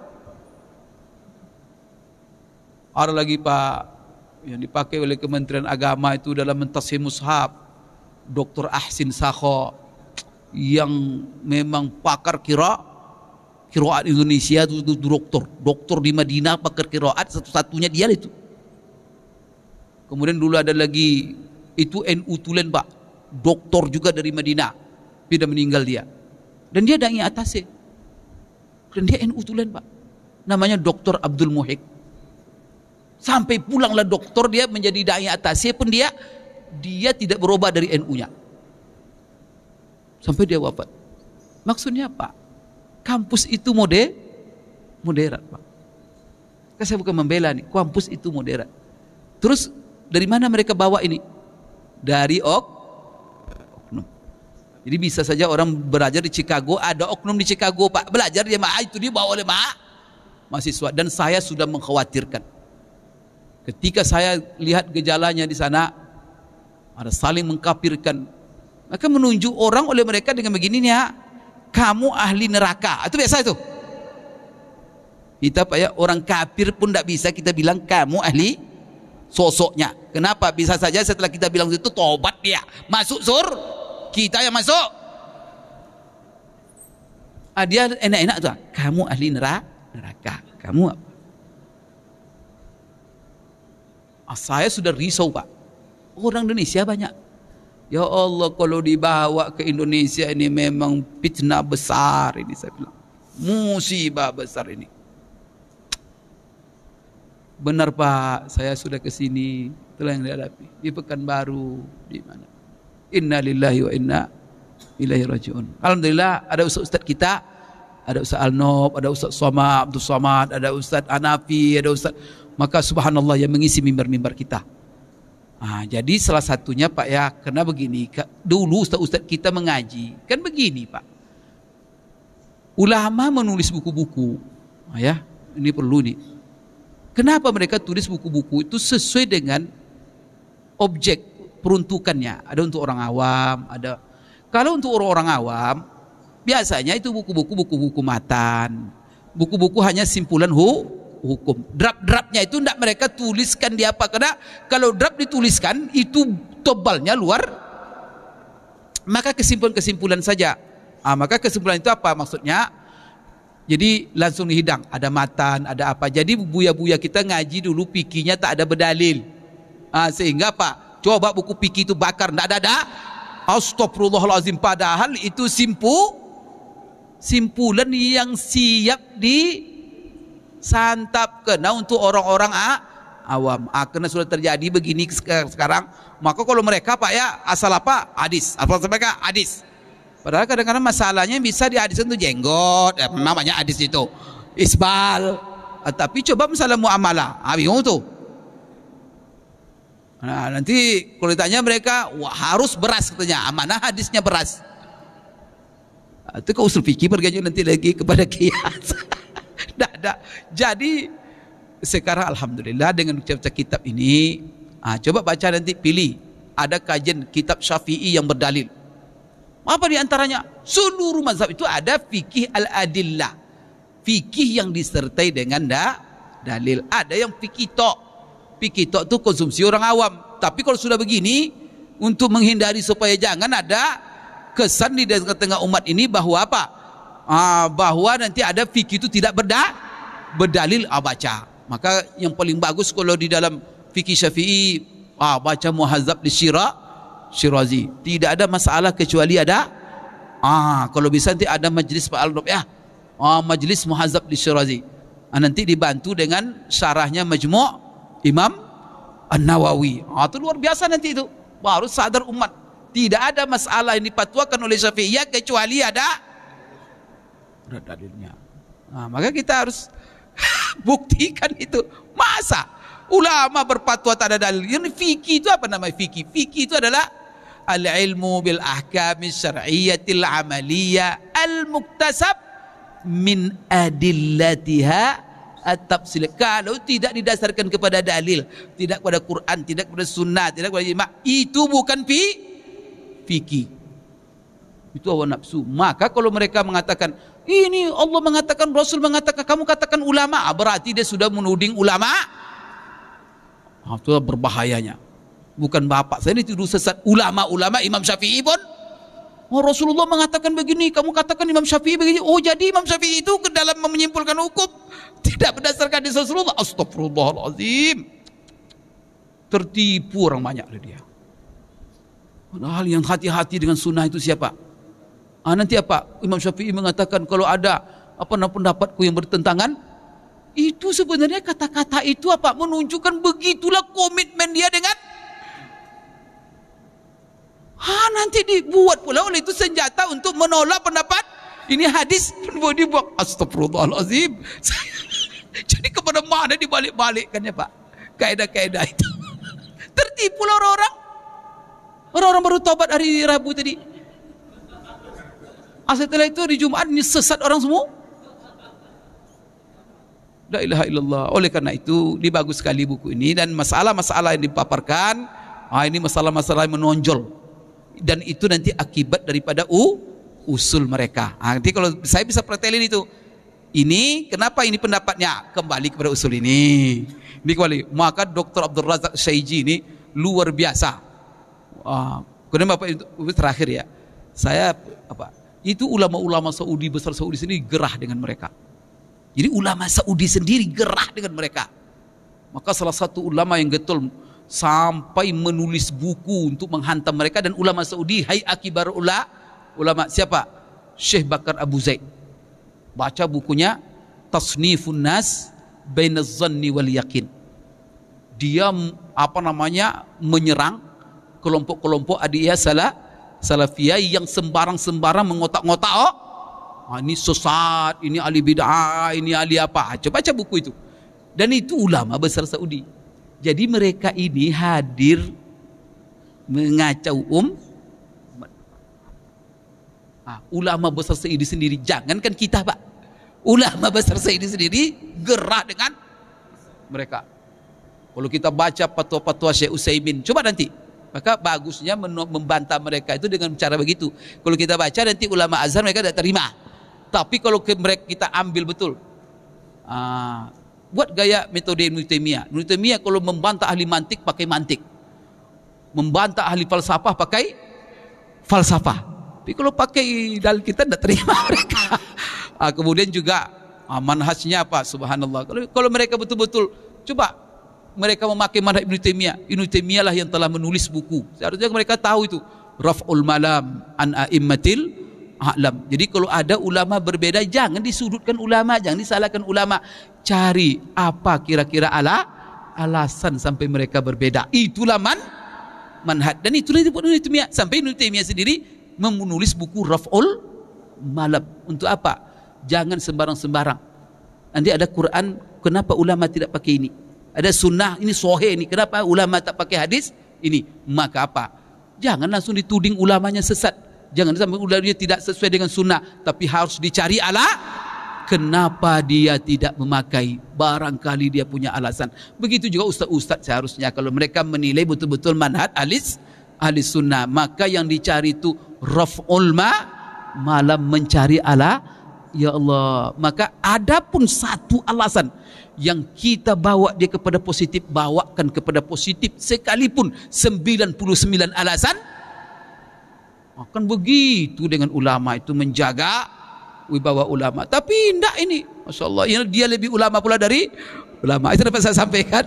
Mudah-mudahan bermanfaat untuk pembahasan buku ini. Dan buku ini bagus sekali, dan saya mengapresiasi supaya bedah buku supaya banyak ya wawasan kita nanti bertambah, dan kita nanti bisa dibekali ilmu menghadapi realita-realita di lapangan. Aku qouli hadza wa astaghfirullah li wa lakum. Assalamualaikum warahmatullahi wabarakatuh. Terima kasih kita ucapkan kepada Pak Dr. Haji Mawardi Muhammad Saleh dan juga Al-Ustaz Al-Nauf yang sudah memaparkan tentang menjawab dakwah kaum salafi ini, dan saya rasa sudah lebih memahami kita setelah kita membedah buku ini. Namun tentu catatan bagi kita bersama, tidak hanya sampai di sini sajalah, harusnya kita memahami ini. Bagaimana ini kita pahamkan pula orang-orang yang selama ini mungkin dekat dengan kita tentang pemahamannya terhadap salafi ini, sehingga mudah-mudahan apa yang disampaikan oleh Pak Doktor tadi dapat pencerahan pula lah kawan-kawan kita, sahabat-sahabat kita. Tentu hal ini tidak menjadi sesuatu yang membuat kita menjadi lebih membenci saudara kita, tapi bagaimana kita mau memberikan pemahaman agar kita kembali mendekatkan diri kepadanya, dan insya Allah ini menjadi iktibar bagi kita bersama insya Allah. Mungkin untuk pertanyaan kayaknya waktu kita tidak cukup ya, karena waktu sebentar lagi akan masuk waktu asyar. Maka pada kesempatan kali ini mari sama-sama kita tutup acara bedah buku kita pada sore hari ini, dan mudah-mudahan ini menjadi amal soleh bagi kita bersama, terutama juga terhadap Profesor Dr. Ali Jum'ah. Ini menjadi sebuah amal ibadah bagi beliau, karena ini sudah dijadikan sebuah pembendaharaan keilmuan bagi kita bersama. Kita tutup dengan ucapan hamdalah, alhamdulillahirabbil alamin. Mohon maaf atas segala kekurangan. Wassalamualaikum warahmatullahi wabarakatuh. Waalaikumsalam warahmatullahi wabarakatuh. Terima kasih kita ucapkan kepada guru-guru mulia kita yang telah memberikan materi dan sekaligus pemaparan ilmunya, dan semoga kita bisa mengaplikasikan serta mengamalkan apa yang disampaikan beliau. Kira-kira mau dilanjut lagi habis salat asar? Wah, kayaknya cukup ya. Sebenarnya ya banyak sekali hal yang ingin kita tanyakan. Oke, baik Bapak Ibu hadirin yang berbahagia, insya Allah rasanya udah hampir 2 jam, tapi berasa baru 5 menit. Inilah nikmatnya kita berada di majelis ilmu, berada di taman surganya Allah Azza wa Jalla. Amin ya Rabbal Alamin. Dan insya Allah besok juga masih kita jemput kepada seluruh peserta untuk mengikuti bedah buku, yaitu tentang fikih zakat kontemporer. Dan terima kasih atas kehadiran, dan semoga apa yang kita kerjakan pada siang yang berbahagia ini dicatat sebagai amal terbaik di sisi Allah Azza wa Jalla. Amin amin ya Rabbal Alamin. Mari kita tutup dengan doa penutup majelis. Subhanakallah wa bihamdika asyhadu an la ilaha illa anta astaghfiruka wa atubu ilaik. Hadanallahu wa iyyakum ajma'in wallahu muwaffiq ila aqwamit thoriq. Wassalamualaikum warahmatullahi wabarakatuh.